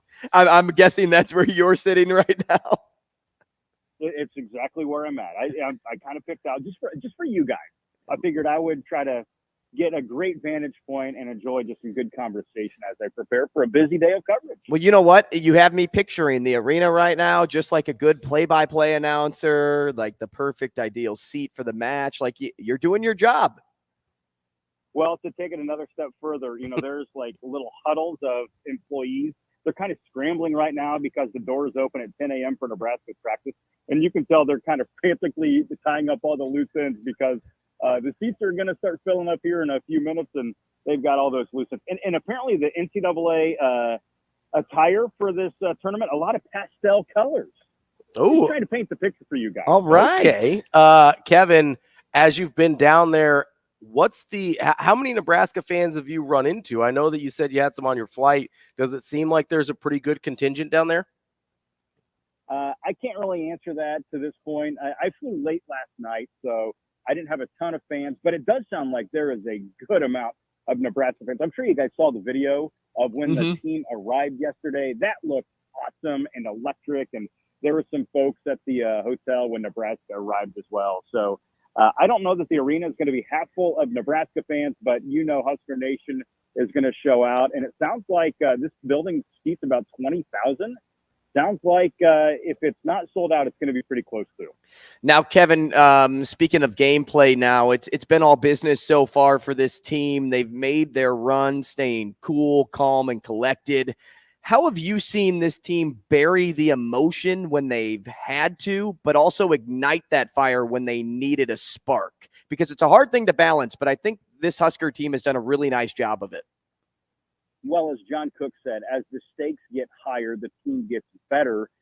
Some of their sluggish matches have been against teams that, they could just roll out of bed and throw on the uniform and beat. But as the tournament has progressed, Nebraska has played better and better. I still think the Georgia Tech match in the regional semifinals, that's the best they've looked this entire season. So curious to see what happens against Pitt on Thursday. This is a fascinating matchup, guys. Pitt is one of the best offensive teams in the country. They lead college volleyball in hitting percentage, and Nebraska's number one in opponent hitting percentage. So we'll see what the emotion looks like tomorrow. Obviously, a huge stage. There's a lot that happens at the Final Four, and you're dealing with a young team. But we've learned so far over the course of this season for Nebraska, those elements, the things you would think would affect the team and their performance, they don't seem to apply. We're talking with Kevin Sjuts from 1011 News in Lincoln. Kevin, you mentioned that those things tend to not apply to Nebraska. Is it kind of surprising that with the, pretty young age of this team that they aren't more affected by those things? I think so, but it was from the very beginning of the season that, the team said age doesn't really matter with this team because they've all been playing volleyball for a really long time, going back to elementary school, club, high school. A lot of these, Kennedy Orr, she was playing high school volleyball as an 8th grader. So am I surprised a little bit, but not so much, just because the maturity of the team is pretty remarkable. Kevin, as we move away from volleyball, obviously the semifinal match tomorrow night, if Nebraska wins the final on the 17th, this could be between volleyball, between what's happening on campus with Nebraska football this weekend. This could end up being one of the bigger weekends we've seen in Nebraska athletics in a pretty long time. No doubt. I mean, and we didn't really think football was going to give us many storylines here over the next couple of weeks. And then all of a sudden, this could be a monumental weekend for this football program. Obviously, it's huge for volleyball, but now football joins the fray, and then the men's basketball team has a pretty big road game on Sunday. So this could be a very exciting weekend. Yeah, and then I guess to kick it all off, it's Thursday volleyball, Nebraska Pitt, which, I'm not going to just sneeze at that match. I think it's going to be a pretty good one. Now, Kevin, speaking of Nebraska football and all the news that has kind of come out this week, we've been regurgitating a lot of the Kyle McCord, Dylan Raiola situation. And one of the things we brought up earlier on in the show is that we think it's actually not a turnoff to a potential Dylan Raiola if Nebraska were to still get a Kyle McCord in the room. And then we kind of broke it down just based on, previous examples of NFL draftees. You had Justin Fields in front of CJ Stroud. You had Mac Jones in front of Bryce Young, and et cetera. Do you look at it kind of like the same way, that is more of a benefit than a knock for somebody of Dylan Raiola's caliber? I'm fascinated to hear you guys say that, because on the surface, I think, I'd be stunned. Me personally, I just would be shocked if both of them chose Nebraska. I feel like it's one or the other. But I think ultimately what we need to know to really answer that more accurately is, what does the NIL look like? That could persuade somebody to come here and spend a season, if not two, on the sidelines, as long as you're getting paid. That's not to say those guys aren't competitive, but I do see the benefits. I still think that both of those guys are, quote, game-changing, program-changing quarterbacks. It's hard to imagine one of those guys not playing next year. So I'm very interested to see how this all plays out. I don't know who's 1A and who's 1B if you're Matt Rhule, because you like them both. And that's what really lies inside the intrigue of this all.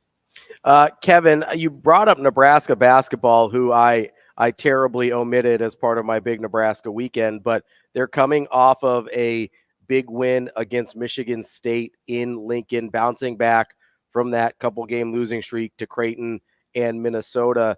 You mentioned this game at Kansas State coming up here. Got about a minute left here. How important is it to you in your mind for them to maybe get on a little 3-game winning streak before they head back into Big Ten play at the beginning of January? Not only a 3-game winning streak, guys, but they need to win away from Lincoln. That's, they had the neutral site win up in Sioux Falls, but I think getting a Power 5 conference victory on somebody else's court is going to be really important for this team, because we saw what happened when Nebraska went up to Minneapolis. And Kansas State, they're interesting to me. I did a pretty deep study on them as I was filling out my top 25 this week. I considered them. I think that they need a few more wins to maybe crack the top 25, but right now they're a pretty salty bunch, and they've got some inroads to try to make some moves with college basketball. But Jerome Tang, he's got that team getting better every single week. Kevin, real quick, is this where you expected Nebraska to be as far as the basketball team at this point in the season? No. I thought they would have a more marquee win at this point in time. Fair enough. That's Kevin Sjuts. He's the sports director for 1011 News in Lincoln. Kevin, we appreciate your time as always. Enjoy Tampa, and we'll talk to you again soon. Thank you, boys. Thanks, Kevin. That's Kevin Sjuts from 1011 News in Lincoln. Good stuff there as always. Coming up next, got a little countdown list I want to get to. I know we've been pretty hyped about Dylan Raiola, but there's been some other times I've been hyped up about player acquisitions as well. We'll get to that next on Hurrdat Sports Radio.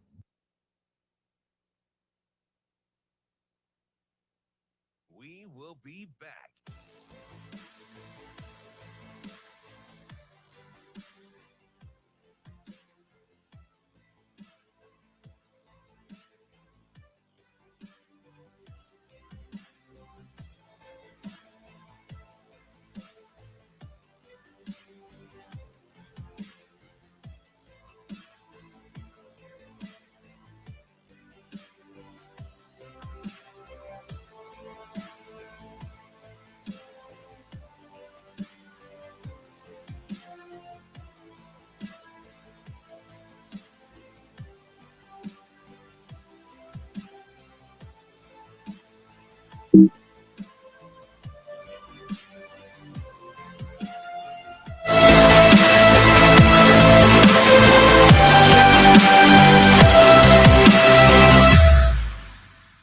We will be back.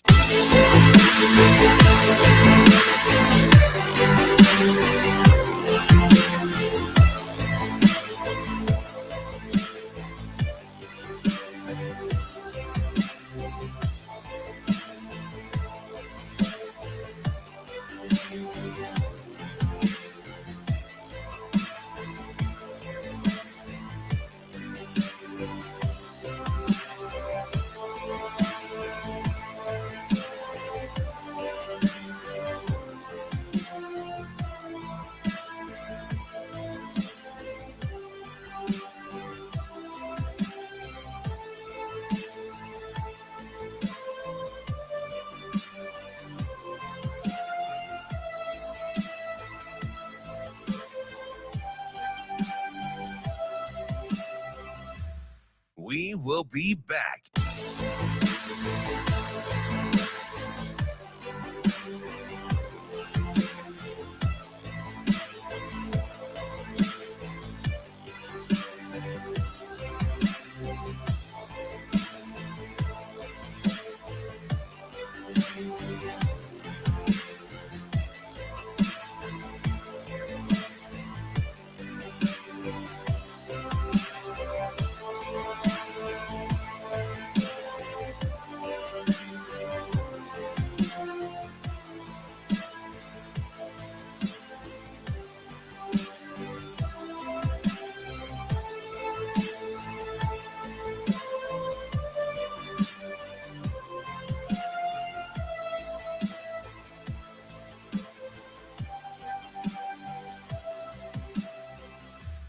We will be back.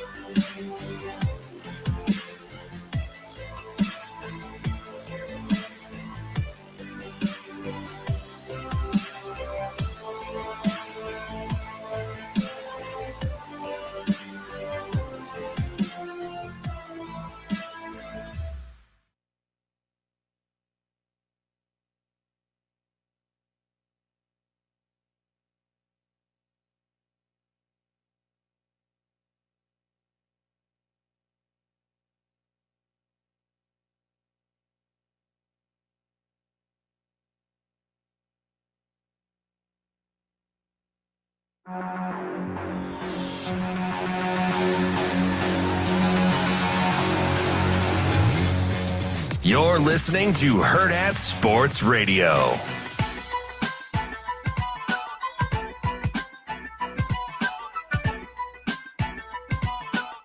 Wrapping up hour number 2 here on Hurrdat Sports Radio. I'm Ravi Lulla. Andrew Rogers here with me. We're on AM 590, ESPN Omaha, and ESPN Tri-Cities. We are brought to you by our friends at Dyer Law. Dyer Law has you covered if you're in a personal injury accident.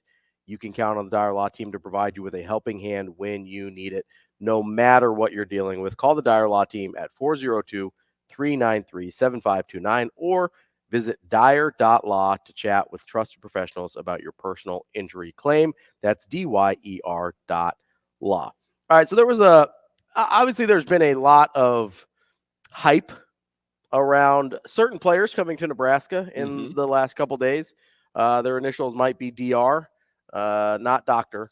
Dylan Rhule, and KM. And KM, but I think the hype went to a whole other level. It did with Dylan. So it kind of got me thinking back, because as on Monday evening, we talked a little bit about this a little bit yesterday.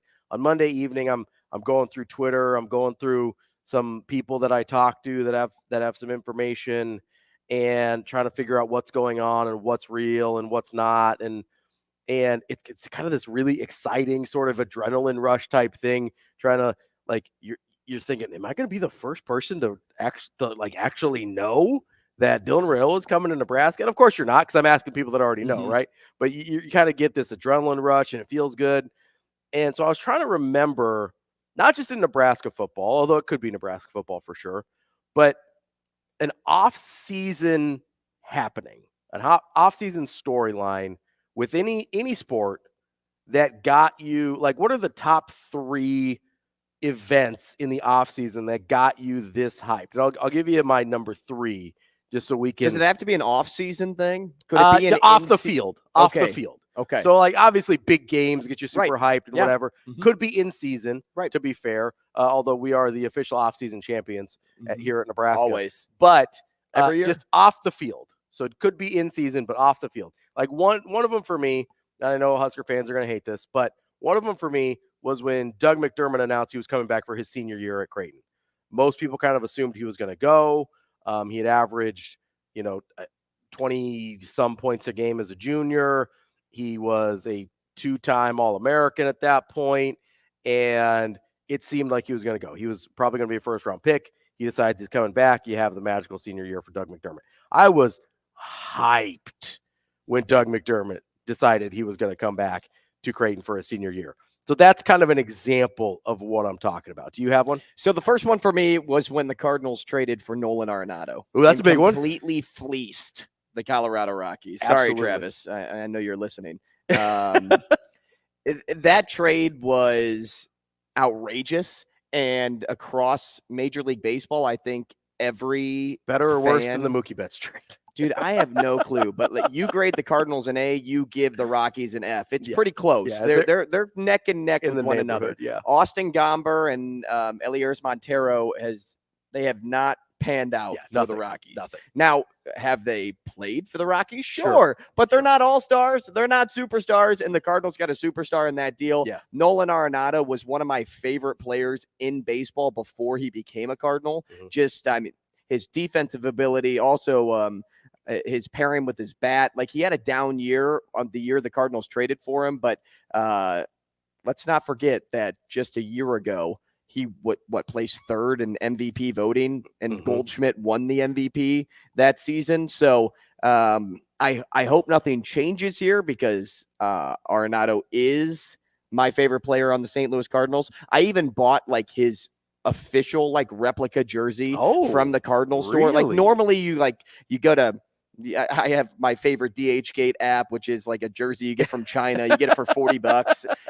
And that's so you how went I bought the real deal. Right. But I went and did the real thing. Okay. I paid like $180 or something for this jersey. And it's my favorite jersey, but he's my favorite player. And that right there was like number one for me. Like, your Doug McDermott moment is like, because Creighton is number one for you. Yeah. In most cases. The Cardinals are number one for me in most cases. And when you pair it with your favorite player at the same time, I mean, dude, it's a match made in heaven. Totally fair. McDermott's actually my number 3 in terms of most hyped. Hyped, maybe. But it was a big Creighton news for you is up there for sure. It's top priority. The moral of the story with the Nolan Arenado thing is don't trade superstars, guys. You're never going to get value, regardless of sport.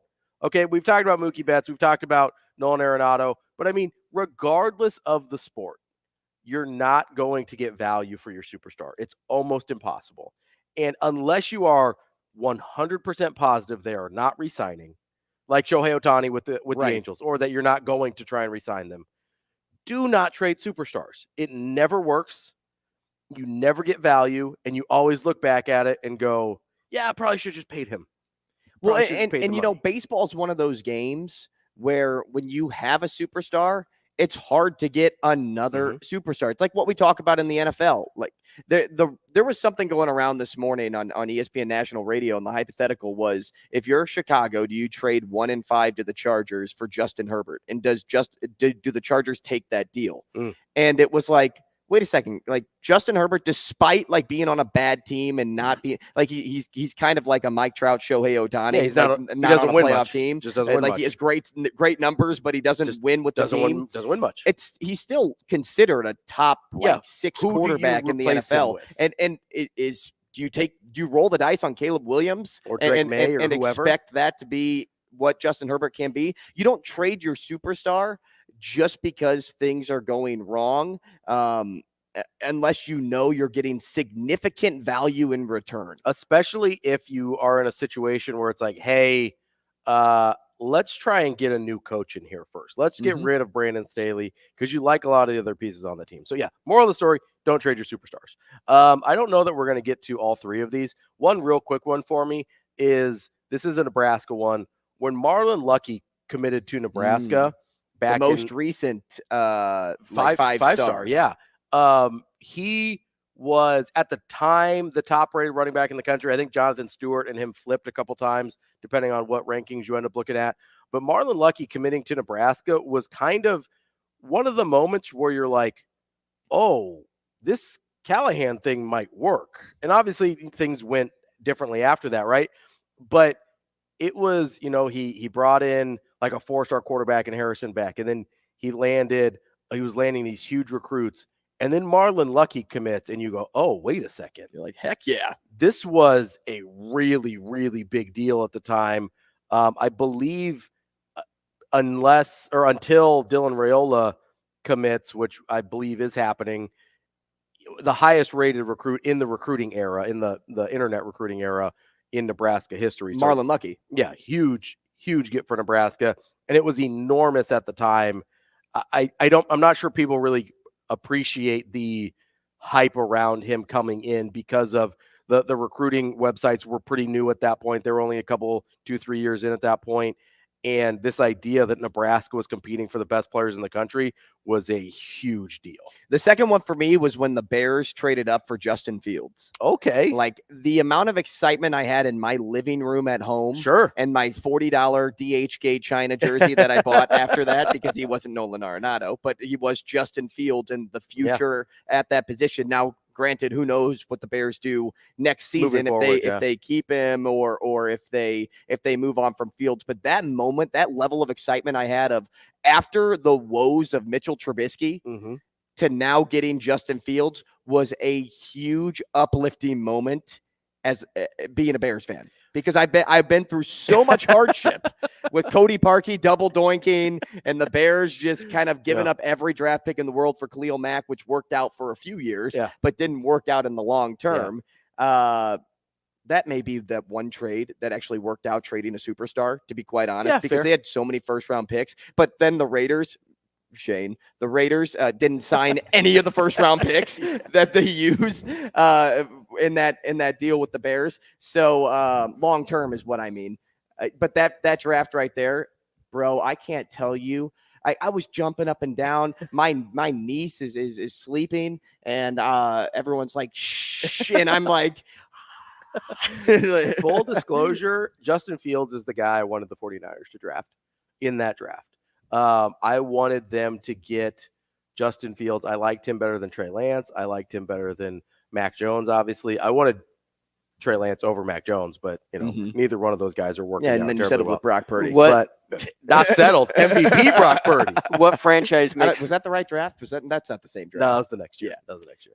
Out of the Bears and the Raiders, who makes worse decisions? Raiders, always. Hands down. Last one here, and this was honestly the most hyped I've ever been, and it's the dumbest one. Okay, I have a pretty dumb one too for my last one. Do you remember the name Daisuke Matsuzaka? I do remember Daisuke Matsuzaka. Do you remember? He had the pitch that was gyro, like the gyro ball. Yes. So back in 2006, the Red Sox, coming off a bad year, they missed the playoffs in 2006. They are in the thick of things. This is like a pre-Twitter era, like at least in mass, the way we get news from it now. And so I am like searching on ESPN. I'm searching on like message boards, whatever, trying to figure out if they're getting Daisuke Matsuzaka. They paid like $40 million just for the right to sign him. And he was super mediocre. Didn't like to throw strikes.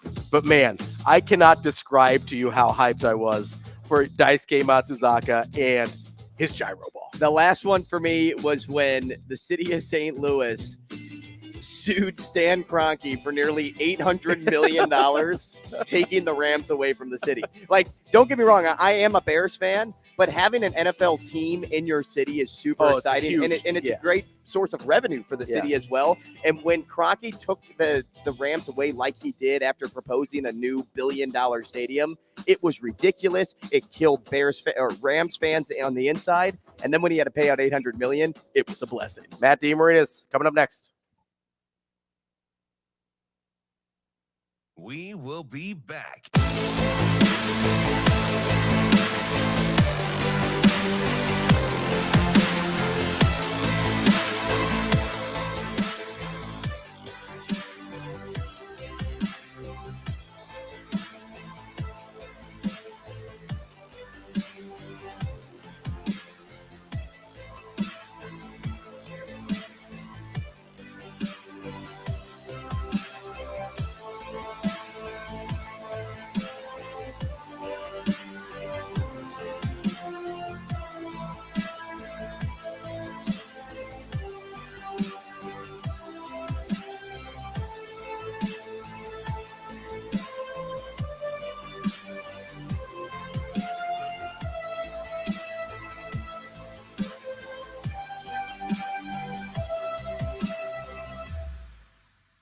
We will be back.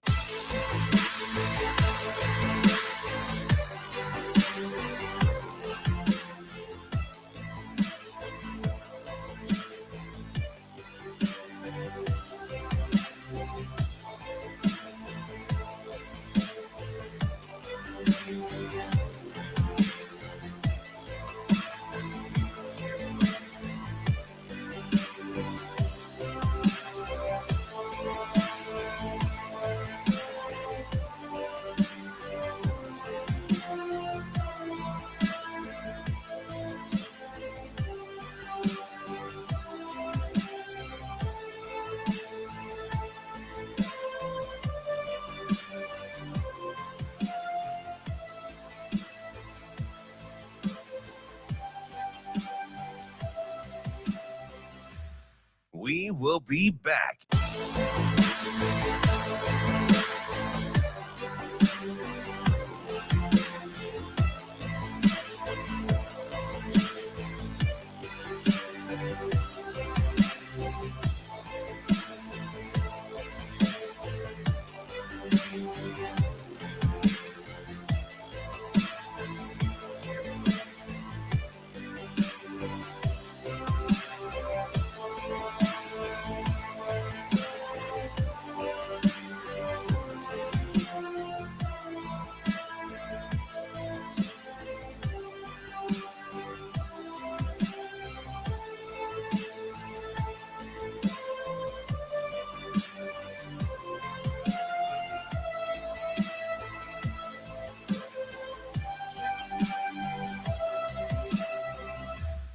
We will be back.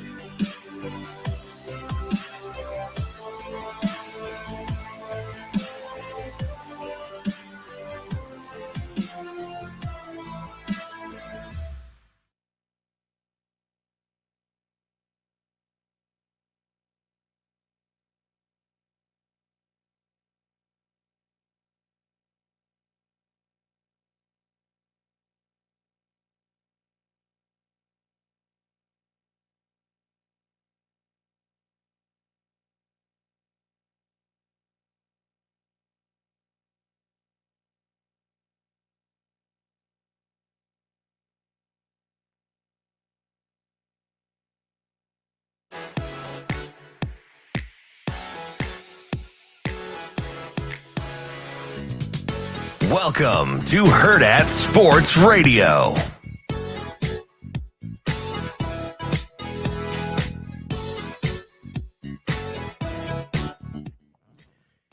Kicking off hour number 3 here on Hurrdat Sports Radio on AM 590 ESPN Omaha, ESPN Tri-Cities, and KFOR in Lincoln. I'm Ravi Lulla. Andrew Rogers here with me as well. Hello. We are joined now on the Warhorse Sportsbook Hotline by our guy, Matt DeMarinis from the White and Blue Review. Matt, what's going on, buddy? Hey, Robbie. How are you, bud? We are doing good here. Creighton's got off to a pretty solid start, I would say, in the men's basketball season. just that one loss to a, turns out, pretty darn good Colorado State team, even if it looked incredibly ugly in the process. But as you kind of, before we get on to UNLV and Alabama and kind of this little bit of a gauntlet of a stretch here that they face after this UNLV game, I guess through the first 9 games, we're about what? A little more than a quarter of a way through the season. How would you evaluate what you've seen from Creighton so far this year? I mean, I think everything's tracking as expected. Like, they shoot the absolute hell out of the ball. So that was a box to check. They play pretty good. I mean, they execute that defensive game plan to a pretty high level. You know, they know Ryan Kalkbrenner is one of the best defensive bigs in the country, and they like to set bear traps for teams to say, go ahead and go shoot against them if you want to. We're not going to shoot threes unless you want to chuck them from deep. So I don't know. They're checking a lot of boxes right now. I think, you know, it's just everything that's right in front of them in the near future is basically just barometer tests, I guess, right? Like, you'll just how good they actually are, where they stack up with the other teams in the country that are playing good basketball right now. But, you know, these seasons are really long. You kind of segment them up a little bit and, you know, just see who can, you know, when March rolls around, you just kind of see who's peaking and whatnot. But right now, I think they're playing at a really high level. They've done what they need to do in terms of taking care of the teams they've played so far in the fashion they've done it. And now it just kind of ramps up a little bit. I think, you know, it's nice. Another game that probably fits into the cog of what the rest of the schedule has looked like so far. UNLV's either banged up or missing, in Keelan Boone's case, missing a key player because the NCAA just, you know, feels like dragging their feet on eligibility issues. So they're not going to get the best version of UNLV that we might see this year. So it's a big advantage. Creighton could be one that gets away from the running Rebels, but they also shoot the ball really well. They have a lot of good shooters on the roster. And so if Creighton's not hitting at their normal level, it could be an interesting back and forth game.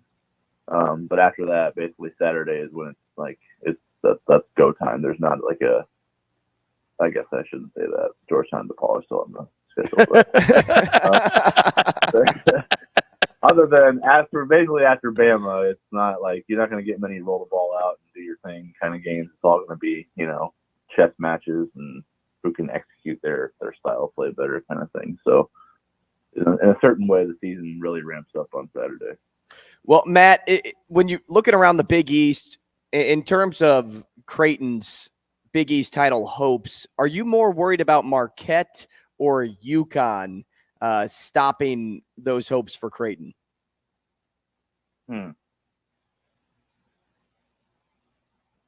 Gosh, you're making me like that's such a hard question because I'm choosing between the team that ran away with the league last year, right, and versus the one that won the national championship. You're right. I know it's not an easy one to answer, and for Creighton to get it even into the Big East title game, it's going to be a tough, like a tall mountain to climb.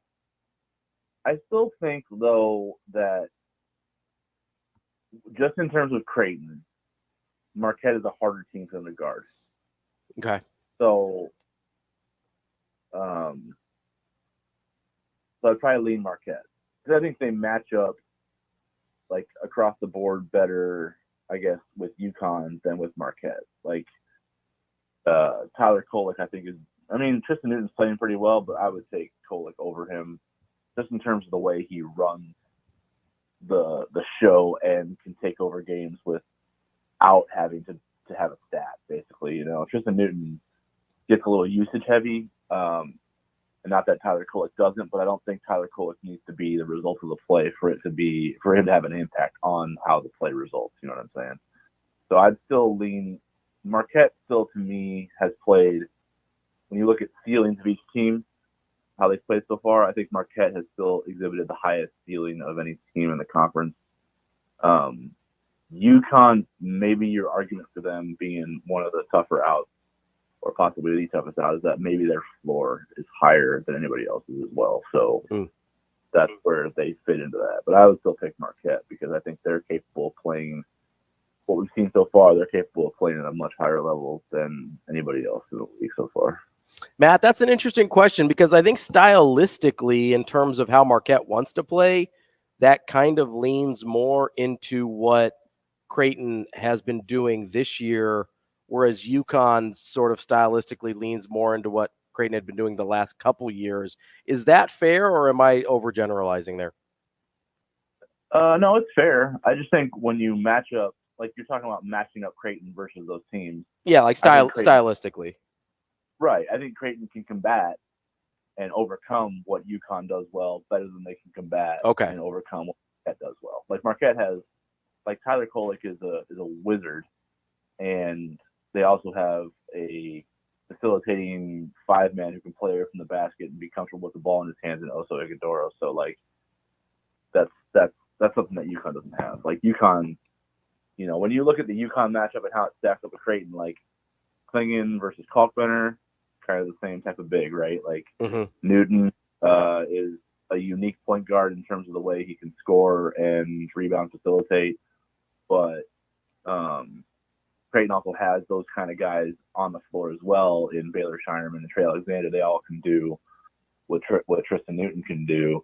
And then you have your Alex Caravan, you know, compared to Mason Miller / Isaac Strout, kind of similar in terms of the things they bring with the rebounding and the shooting, the floor spacing.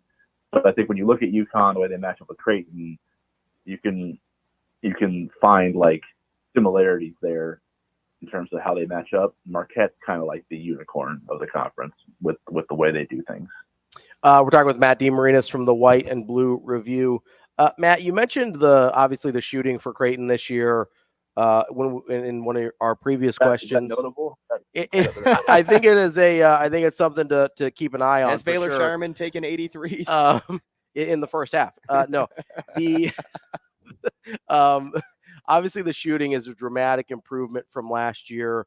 I think that's what we all expected.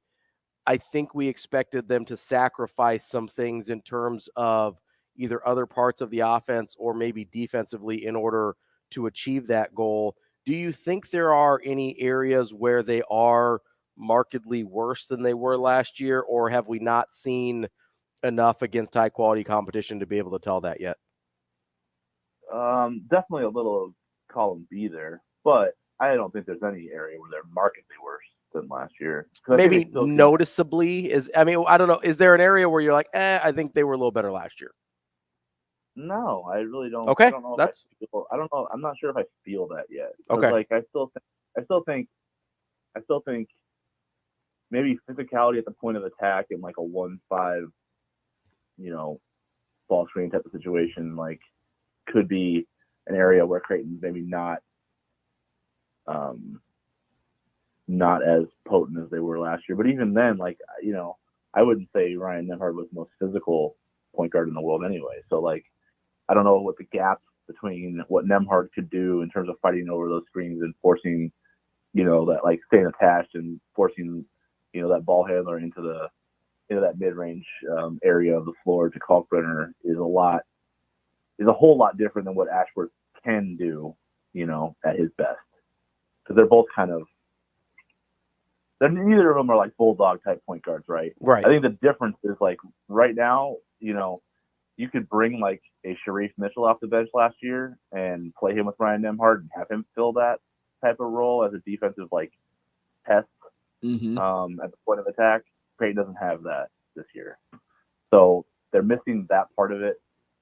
That being said, I still think they can execute their defensive game plan to a high level, you know, just by being intelligent, by, you know, staying locked in defensively, understanding the assignment, and executing that to the best of their ability. Like, I don't think there would be a humongous drop off there because you still have Ryan Kalkbrenner as the anchor to it all.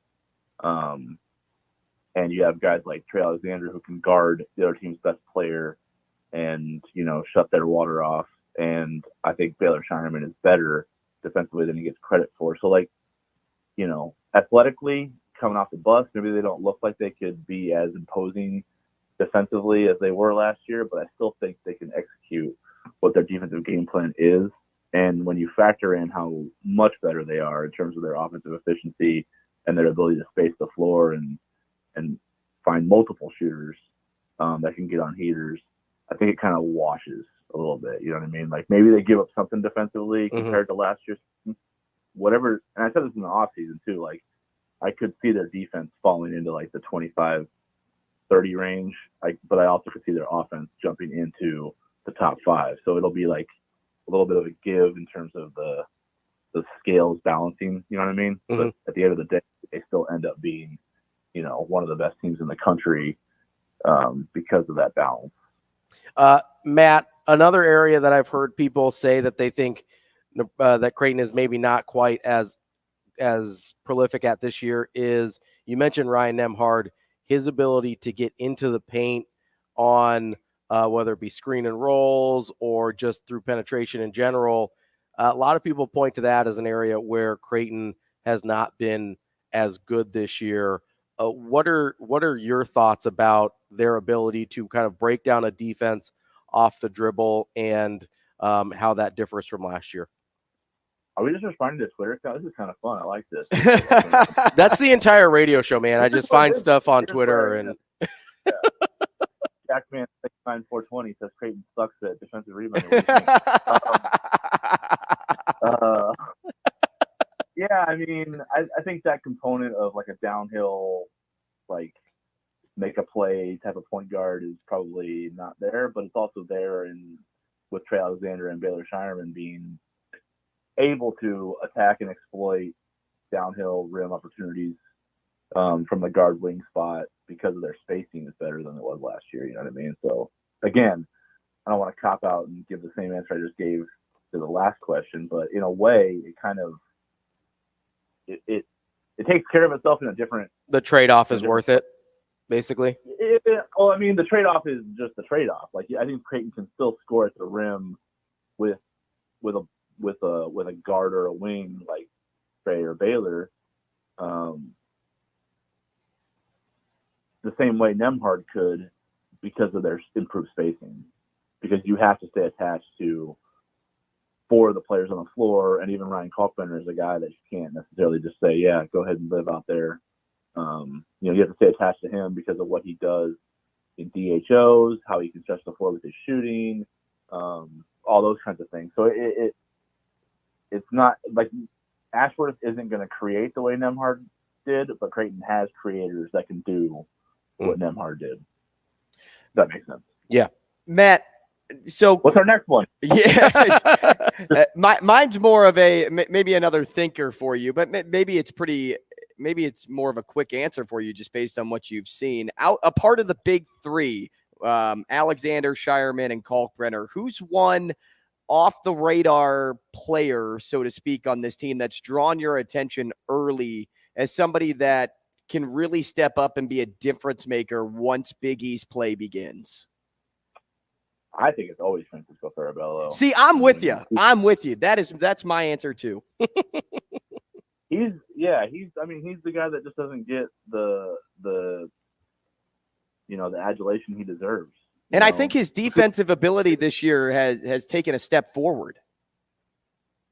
Sure, and I think it's because he's a really intelligent basketball player. It's not like he's going to wow you athletically, physically, but he's, strong. He's smart. He's experienced. And honestly, like the thing with mapping out Creighton's ceiling, right, is, how far can they go, right? Like you need a team that has studs in stud roles. Mm-hmm. You also need studs in, auxiliary roles. So like you have to have, like it's the old coaching cliche, right? Like, can you be a star in your role? Like you have to have guys who just totally grab their role and embrace it and do the best they can with it, because everyone, when you go into the later you get into a season, the more high stakes games you're playing, your best players are going to have a harder time taking over games because they're going to be the focus. So the difference in terms of a deep run or not is what can Frederick King do in the non-Ryan Kalkbrenner minutes? What can Francisco Farabello do if he has to play 25 to 30 because of foul trouble or an injury? things like that. Like you always, what can Isaac Trout do? Which one of Isaac Trout or Mason Miller is hot that day? Both. The guys, yeah, both. In some instances. Yeah, it's all about like, what type of impact can you have on the game without getting too far outside of what you do, who you are, and what the offense and defense are designed to do. And I think Francisco Farabello is a guy that, to me, probably flies under the radar every single game, but always makes a huge impact on winning from a consistent basis every single night. Yeah, he's probably my pick for that particular topic. Matt, I wanted to, you mentioned Mason Miller and Isaac Trout there. I wanted to mostly just tell everybody how right I am, and then you can agree with me, but I'll try and form it as a question here. Boosting your ego, huh? So, yep. That's literally the entire reason I do a show, Matt. Ego boosting. And just hang up. Sure, no problem. The Isaac Trout and Mason Miller shooting a combined, I believe my math is close here, like 55% from three this season. They're 30 for 55 as a duo. They're just shooting the lights out of the ball between those two guys at the 4 spot. Before the season, a lot of people asked about the loss of Arthur Kaluma and what that means for Creighton. And my argument was, I think you can make the argument that he's a more physically talented guy, but that Trout and Miller are better fits for what Creighton wants out of that spot. Is that an accurate reflection of what we've seen from them and their shooting numbers this year? Is it just a hot start? Like, how do you weigh those two things? Maybe. I think you could make an argument if I'm just saying, like, what if you only traded Stephen Ashworth for Ryan Nembhard, and then you kept Kaluma in his normal spot, and then like didn't add Trout, right? Like, so you have Ashworth instead of Nembhard, and then you have Miller and Kaluma Miller as opposed to Trout Miller and Ashworth. So like, I can still see a world where Creighton is as good as they are right now with Kaluma Miller as opposed to Trout Miller, because honestly, like, last I checked, like, Arthur Kaluma shooting 38% from three, I think, this year, if I'm not mistaken. Like, he's probably been, ever since I think everybody kind of latched onto that, what did Jerome Tang come out and say, like, he felt like Kaluma needed to have better buy-in or whatever. Like, ever since that game, he's been killing it. So yeah, 39% from three this year. Wow. That's what I'm saying. Like, so you know what I mean? He's been really good. Like, he's been 82% at the line, 39% from three. He's efficient inside the arc as well, and he's doing what he always has done from a physicality standpoint in terms of being a tough physical defender and rebounding the heck out of the basketball on both ends of the floor. So I think there's still a world where, like, if you put an alternate reality Creighton team out there and you say, like, Kaluma's still a part of it, I think Creighton's still as good as they are right now, just in a different way. But there's no doubt about your point that Miller and Trout fit what Creighton wants to be this season with this roster because of the way they can space the floor around Ryan Kalkbrenner and allow Trey Alexander and Baylor Shinerman to be, to unlock their kind of creativity and playmaking skills because of the spacing around them. It's closer in my opinion than I think people would give it credit for because of the way I think Kaluma's ceiling and because of the way he's also playing in the same season as Trout and Miller are. Matt, last thing from me, has anything sounded the alarm bells in your head already this year for Creighton, whether it's a player or team issue? Has there been anything that has you saying, man, they've got some work to do? Yeah, chemistry's garbage, man. I mean, I've never seen a team that hates each other. I'm just joking. Please don't cut that. Cut it, Shane. Hey, Shane, that's our new drop. Chemistry is garbage. That's on TikTok. Matt DeMarina says Creighton has poor chemistry. Yeah. No, there's no alarm bells right now. I mean, because I think everything in terms of figuring out if they're actually a Final Four national championship contender is kind of like right in front of them. It's coming up. We'll find out soon how much how far they have to go to get to that level. pretty soon, I think. So there hasn't been an alarm bell yet. Like, I think everyone will be like, well, they lost by 20 to Colorado State. It's like, well, but they had, unbelievably bad shooting performances across the board. Like, that's just not going to happen consistently. So yeah, Trey's not missing 13 shots. Yeah, like, well, I just think if it's alarming, it has to be something that's a consistent trend that's exploitable. And I don't think hoping that Creighton misses 30 of 40 shots between those two guys is exploitable. You know what I mean? So it's just, you're basically hoping at that point. So no, nothing that's alarming at this point right now. Consistent. Matt, we got about 2 minutes left here before we let you go. Obviously, the next 4 games at UNLV, Alabama at home, Villanova at home, at Marquette. Of those 4 games, based on what you've told us, is the at Marquette the one that you're most looking forward to as like a barometer of where this team's at?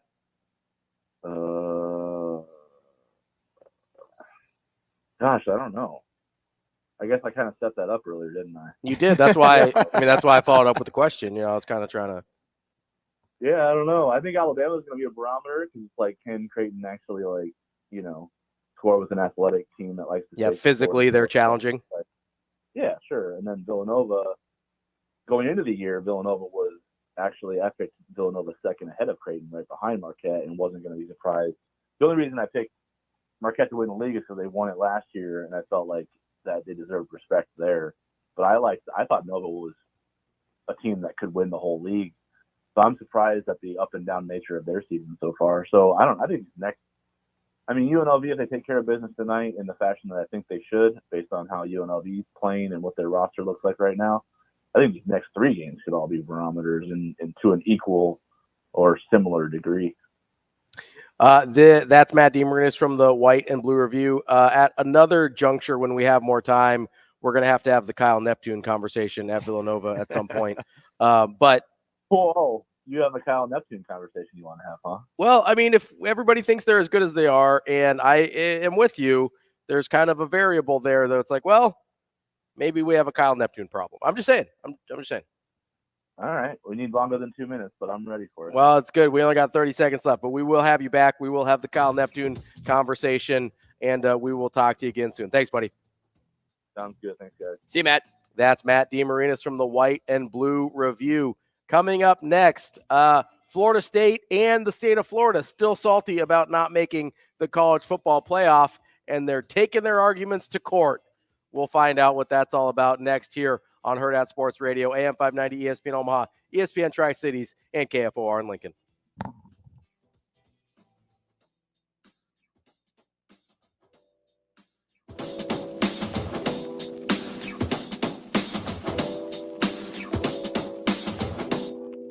We will be back.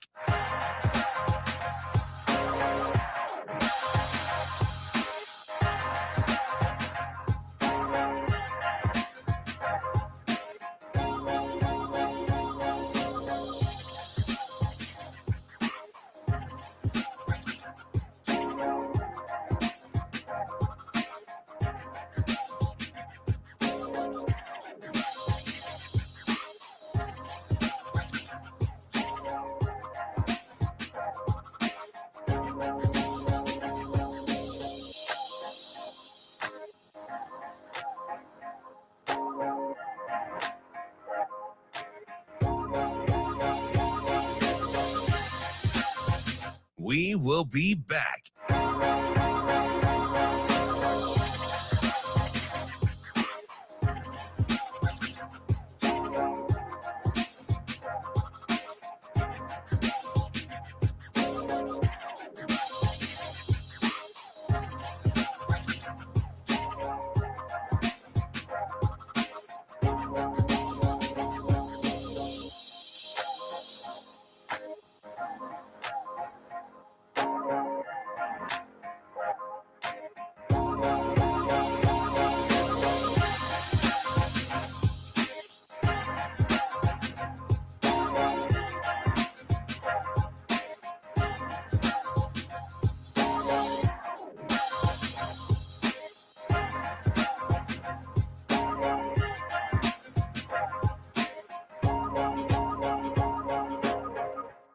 will be back.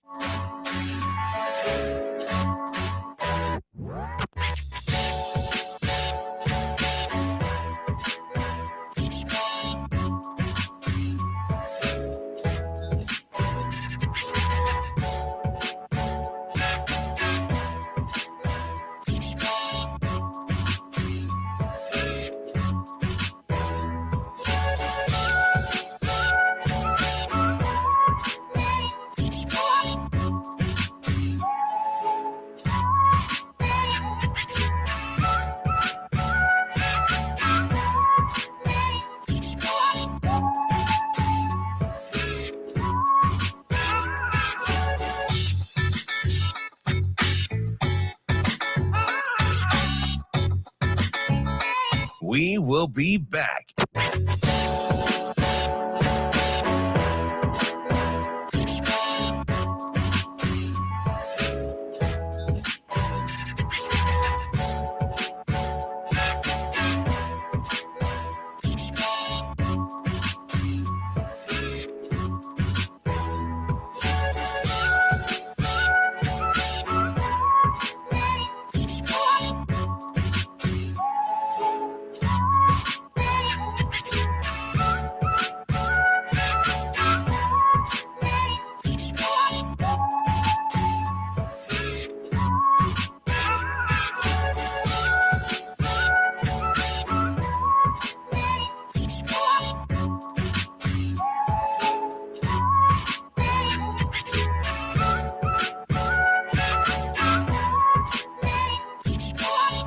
We will be back.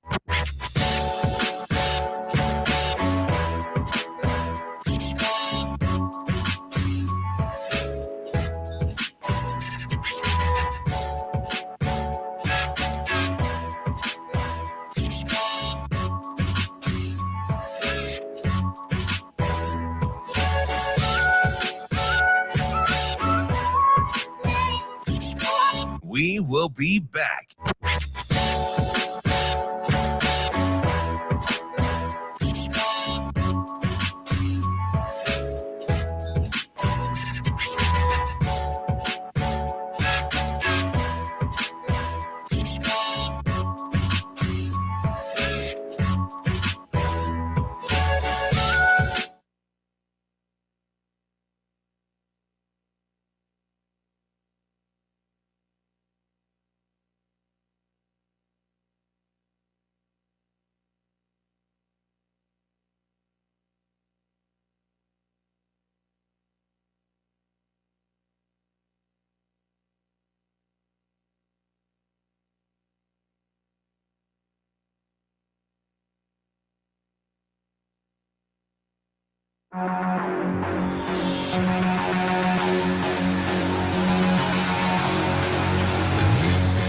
You're listening to Hurrdat Sports Radio.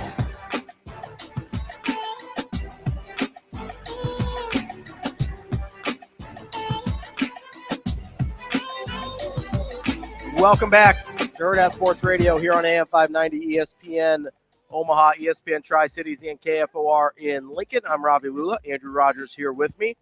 We are coming to you here on a Wednesday from the Hurrdat Sports Bar and Grill, the H&H Chevrolet stage. Busy week for Nebraska around here. But that's not the only team that is not necessarily where they wanted to be for the postseason, and still making some waves, although albeit in a quite different way than Nebraska has been the last couple days, and that is the Florida State Seminoles. And to be clear, this is not Florida State doing this. This is the state of Florida doing this. But the state of Florida, the Attorney General, Ashley Moody, and I believe this is real. I mean, from everything I can tell, this is real. The state of Florida is suing the College Football Playoff Committee for the exclusion of Florida State. Their argument is... Do you think she's in a bad Moody? I see what you did there. Moses Moody? Trade him, part of Draymond. Get out of town. The sad trombone was for your joke, not mine. Nope.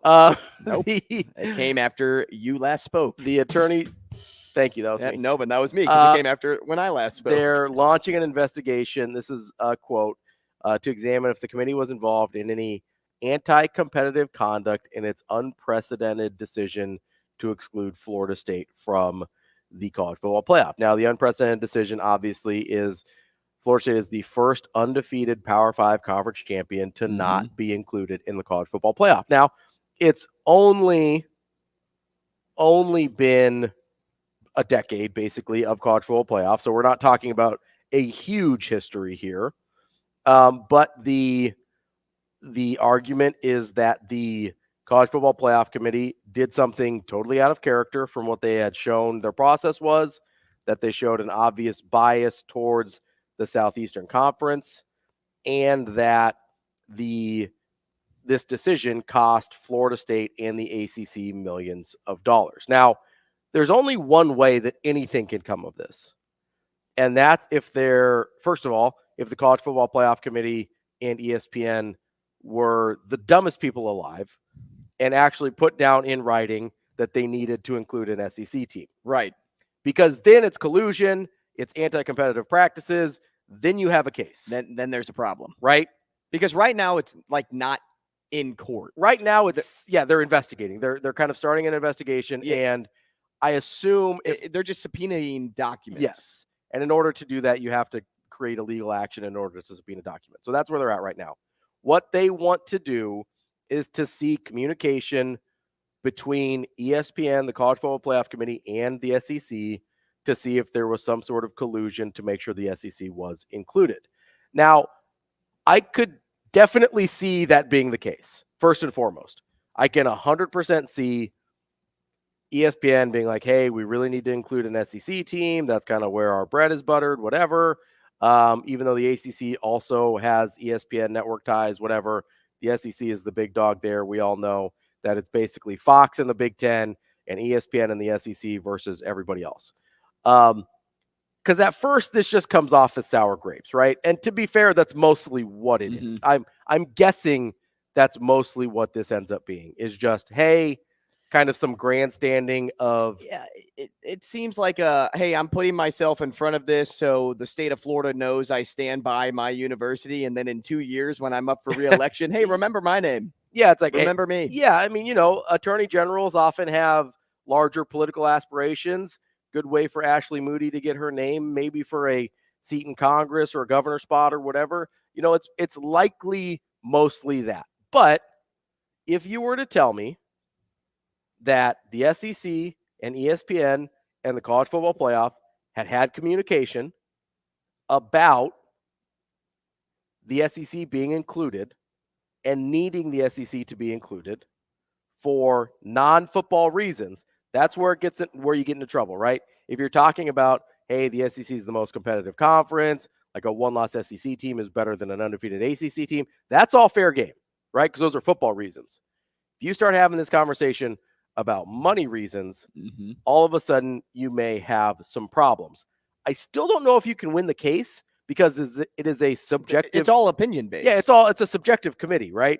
This is an entertainment product at the end of the day, and you get to decide who you want in that game if you're the College Football Playoff Committee, and kind of by default ESPN at that point. So I still don't know, even if they can prove collusion, which they may be able to be fair, would not shock me. Even if you can prove collusion, I still don't know if that wins you the lawsuit.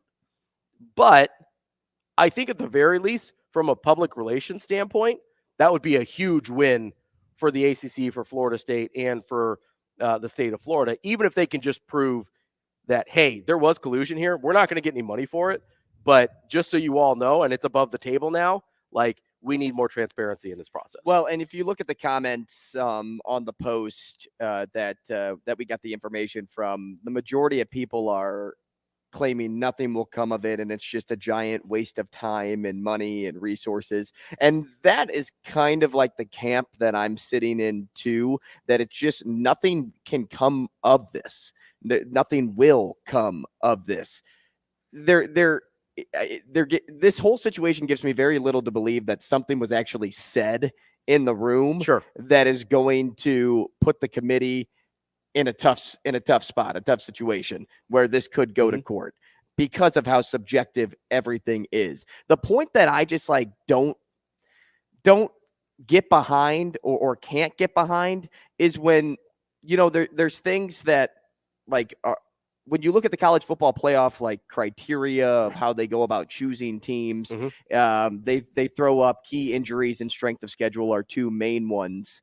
And nowhere does it list that an undefeated Power 5 team has to be in. Sure. And I understand like those points and principles, but if you really look at the principles, that's bullet point 4 on the list. It's not, if it was bullet point 1, then I could ride with you. But they literally have that as the last bullet point. And there's a reason that they have it in bullet point 1, 2, 3, 4. The first bullet point is conference championships won.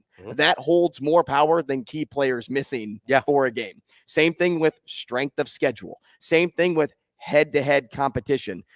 Same thing with comparative outcomes of common opponents being in front of other relevant factors, including unavailability of key players.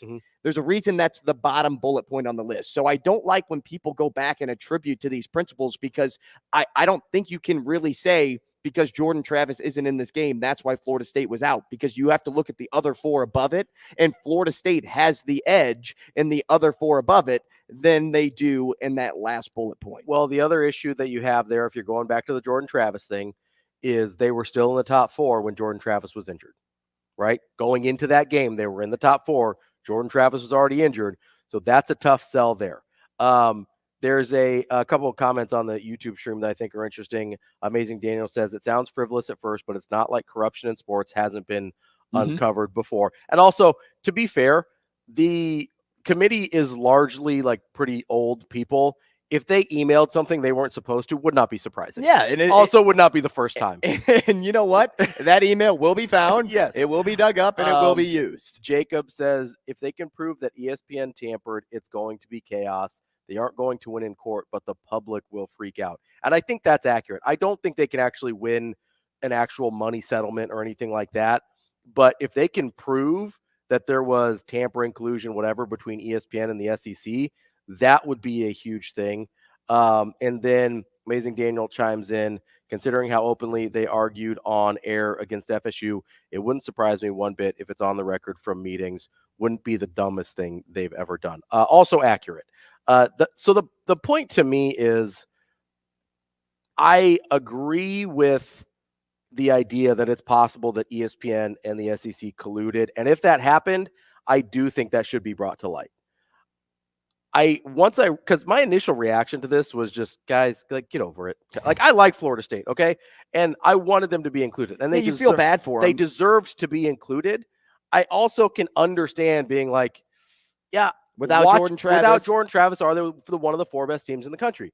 Probably not. Did they have one of the 4 best resumes in the country? Absolutely. And you know what? That was my point before the committee even chose. But if this is more to just see like, hey, we think they colluded and we want to be able to prove it, I can see that. It wouldn't shock me if some idiot sent an email that's like, hey, we need to make sure we include the SEC. Are they going to win any money? Absolutely not. I don't think so anyway. TK says they might.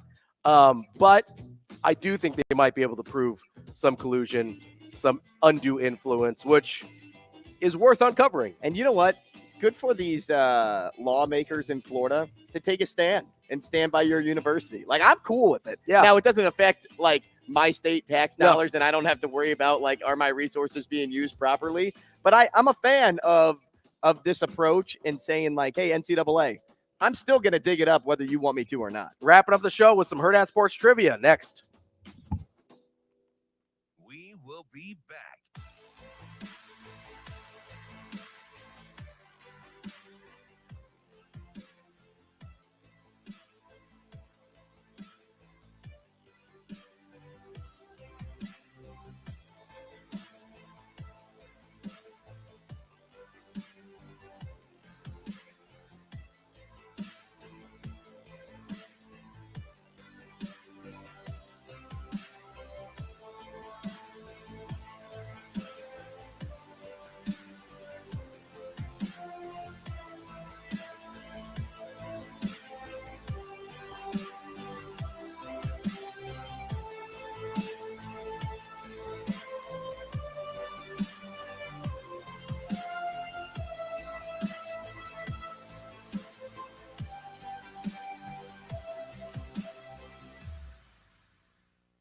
will be back.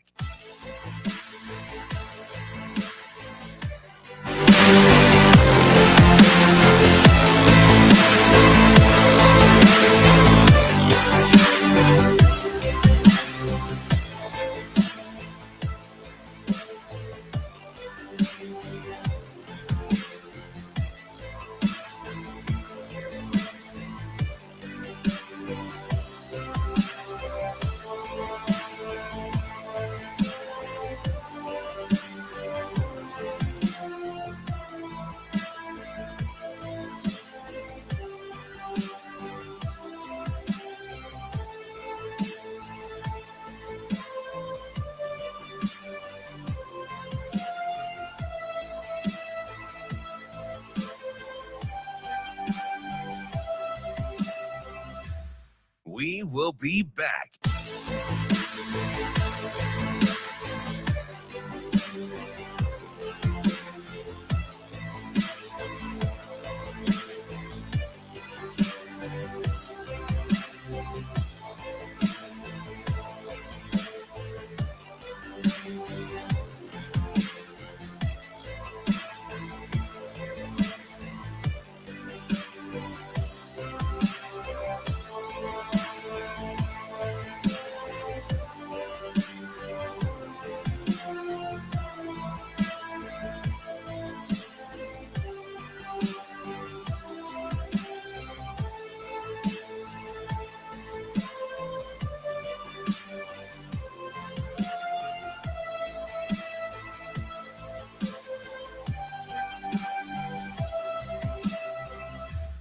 We will be back.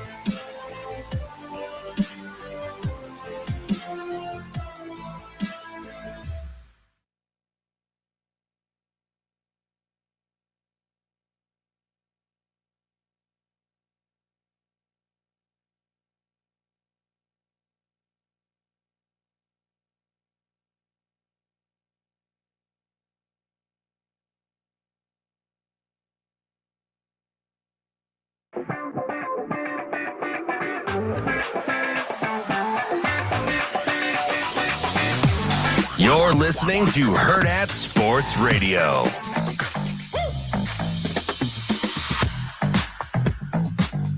Wrapping up the show here on a Wednesday on Hurrdat Sports Radio on AM 590, ESPN Omaha, ESPN Tri-Cities, and KFOR in Lincoln, live from the Hurrdat Sports Bar and Grill on the H&H Chevrolet stage. We're about to play a little trivia, and our game is brought to you by Dingman's Collision Center. Dingman's Collision Center has 4 great Omaha area locations. They've been family owned and operated in Omaha for over 25 years, and they've been voted first place best of Omaha 18 years running. They invest in the latest technology so they can work on all makes and models, and they invest in the community so that they can continue to be a great part of this community. With every car repaired, Dingman's gives back. Go check it out at dingmans.com for more information. And it's now time, our game master, to take it away. Andrew Rogers, what do we got? Ravi, you have to leave the room, man. Oh, no. All right. You're facing off against Shane. Shane gets the answer choices. You do not. You get one Hail Mary, though, if you need it. All right. I am leaving now. Somebody text me when I got to come back. Make sure you bring your phone, though, so I can text you. You kind of picked it up, set it back down. Make sure you have the phone in hand. Shane. What are we doing here? We're playing trivia, man. Oh, I thought we were playing Shane's World. Nope. Trivia. Oh. Yeah, we're doing something a little bit different today. Something a little bit different. Having a little bit of fun, courtesy of Dingman's Collision Center. Now, Shane, you know how this works. You get the answer choices. Ravi does not. 3 questions, 1 tiebreaker. If you win, I get $50. Yeah, that's fine. If you lose, you have to try two jelly beans. No. You gonna take that deal? No. $50 against 2 jelly beans? I dropped half of them on the floor. Yeah, but we didn't put those back in the box. I know. And you could get 2 good ones. No. Man, I can't wait to tell Ravi that you said no to that deal. That seems like a solid offer. I'd do much more for $50. All right, what do you got? I'd eat the whole box of jelly You eat beans. the whole box? No, maybe not the whole box. All right, here we go. Okay. Question number 1. Play along at home if you'd like. Who's won the most Silver Slugger Award, Shane, in MLB history? Barry Bonds, Mike Piazza, or Alex Rodriguez? What's the definition of the Silver Slugger? Oh, my goodness gracious. Are you serious? Yeah, what is it? The Silver Slugger Award is the best offensive player at each position determined by coaches and managers in Major League Baseball. So it's a hitting award. I'll take Alex. Question numero dos. What is the lowest seed to win the NCAA tournament? Or who was, I should say, the lowest seed to win the NCAA tournament? Was it Washington, Villanova, or Arkansas? I'm going to go with Arkansas. He is going with the SEC school. I thought you were Ravi, and I thought you were cheating. But it's not. It's just our man, CG, Chris Gorman, wanting to get in on some trivia action. Hey, question number 3, Shane. Who holds the record for most passing touchdowns in college football FBS history? FBS? FBS. Not FCS? Not FCS. I don't even know what the hell the not FCS D2. is. What? I don't even know what the FCS is. The FCS is like a little bit lower end Division 1. All right, what do you got? Who you got? The FBS is like Nebraska and Iowa, those schools. Okay, who you got? Is it Case Keenum, Bailey Zappi, or Devlin Hodges? Hail Mary. That's the Hail Mary. The Hail Mary is you get the answer choices. You want a 50-50? Yeah, what's a 50-50? All right, your 50-50 is Case Keenum or Bailey Zappi. I'll go with the first one, Case Keenum. And your tiebreaker question, what seed was the team that won the NCAA tournament in question number 2? So question number 2 was, who was the lowest seed to win the NCAA tournament? What seed were they? And remember, this is closest to. Closest to, so I don't get any options? No options. I'm going to go. It's 1 to 16. Is it a double-digit number? I'm not giving you any more hints. I gave you 1 to 16. Can you tell me what bracket they came out of? I can tell you they're a team from. Can you tell me what 1985? You can tell me what year? That's the year it was. I believe it was 85. Oh, well then I'm gonna go with Villanova because that's who it was, wasn't it? You can't change your answer. I'll go. Do you want to go back and change your answer? No, I'll just. I may let you. Okay, I'll be nice. All right. Yep, and 12. And they're a 12 seed. Thank you. Which is a little high. I'm going to give Robbie a chance to change his answer then. Okay. At least once. You wanna could have guessed wrong. You want me to go get him? No, I just texted him, come back. Here he comes. All right, Robbie, I gave Shane, as you're walking back in, I threw Shane a bone. Okay? So I'm going to throw you a bone at some point as well. So Robbie's back in the chair. All right, what's Welcome up? back. What do we got? Okay, question number 1 for you. Who has won the most Silver Slugger awards in MLB history? Ooh, okay. That is a tricky one. I got to go longevity here. I'm gonna say Barry Bonds. Question number 2. Who is the lowest seed to win the NCAA tournament? Basketball? Villanova in 1985. You like that, Shane? Yeah. There you go. And question number 3.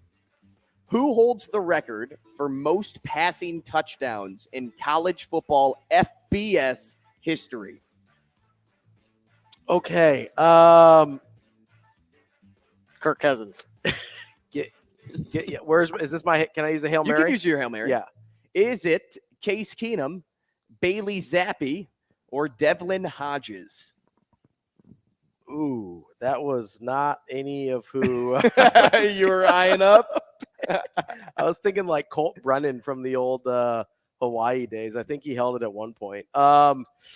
He did have a lot of touchdown passes. Okay, Bailey Zappi, Devin Hodges. Or Case Keenum. I'm going to go, I don't think this is right, but I'm going to go Case Keenum. And the tiebreaker question. Whatever the hell it is. What seed was that NCAA tournament winner in question number 2? I believe they were an 8 seed. Thank you, Ravi. Shall we go through the answers? So what bone did Shane get thrown? So Shane, I'll tell you at the end. Okay. I'll tell you at the end. I didn't need it.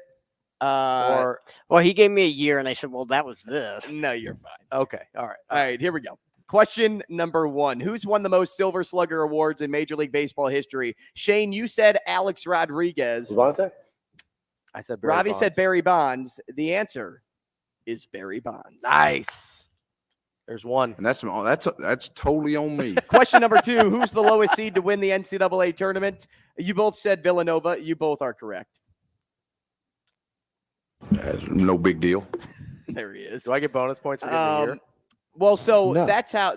Let me give you the throw the bone thing now. When I went to the tiebreaker, Shane, I said it's between 1 to 16. Shane, like those are the seeds, and I said, he's like, can I get another hint? And I said, the team that won was 1985. And he goes, can I go back and change my? Could I go? Well, that was Villanova.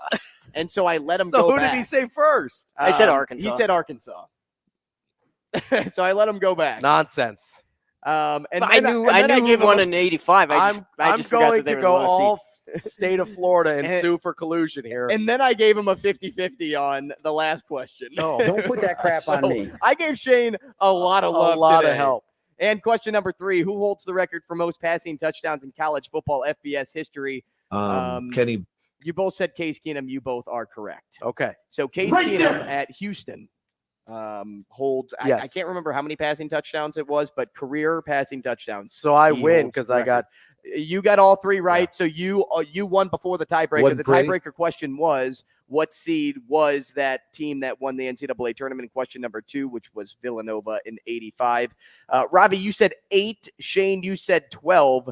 The answer is 8. Yeah. Ravi swept today for trivia. And you thought my bet was ridiculous. So I offered Shane. Shane goes, I said, Shane, how much?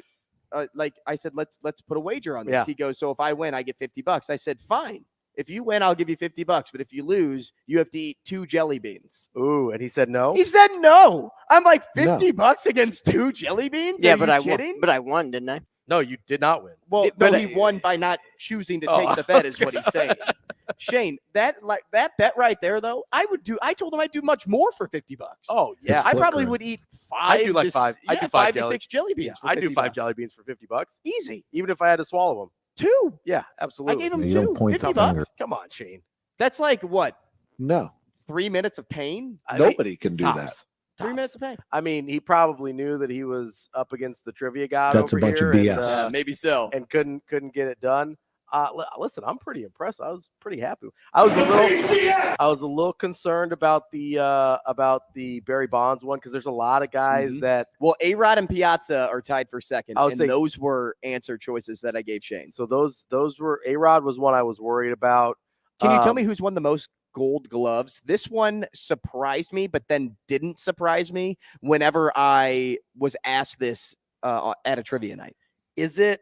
So my initial thought was Brooks Robinson, which No. I don't think is correct. Is it Greg Maddux? It is Greg Maddux. Yeah. Dude, like that's a great call. Thank you. Yeah. Great call. It is Greg Maddux. I think Brooks might be the most position player, but Greg Maddux has like 18 or something. He's crazy.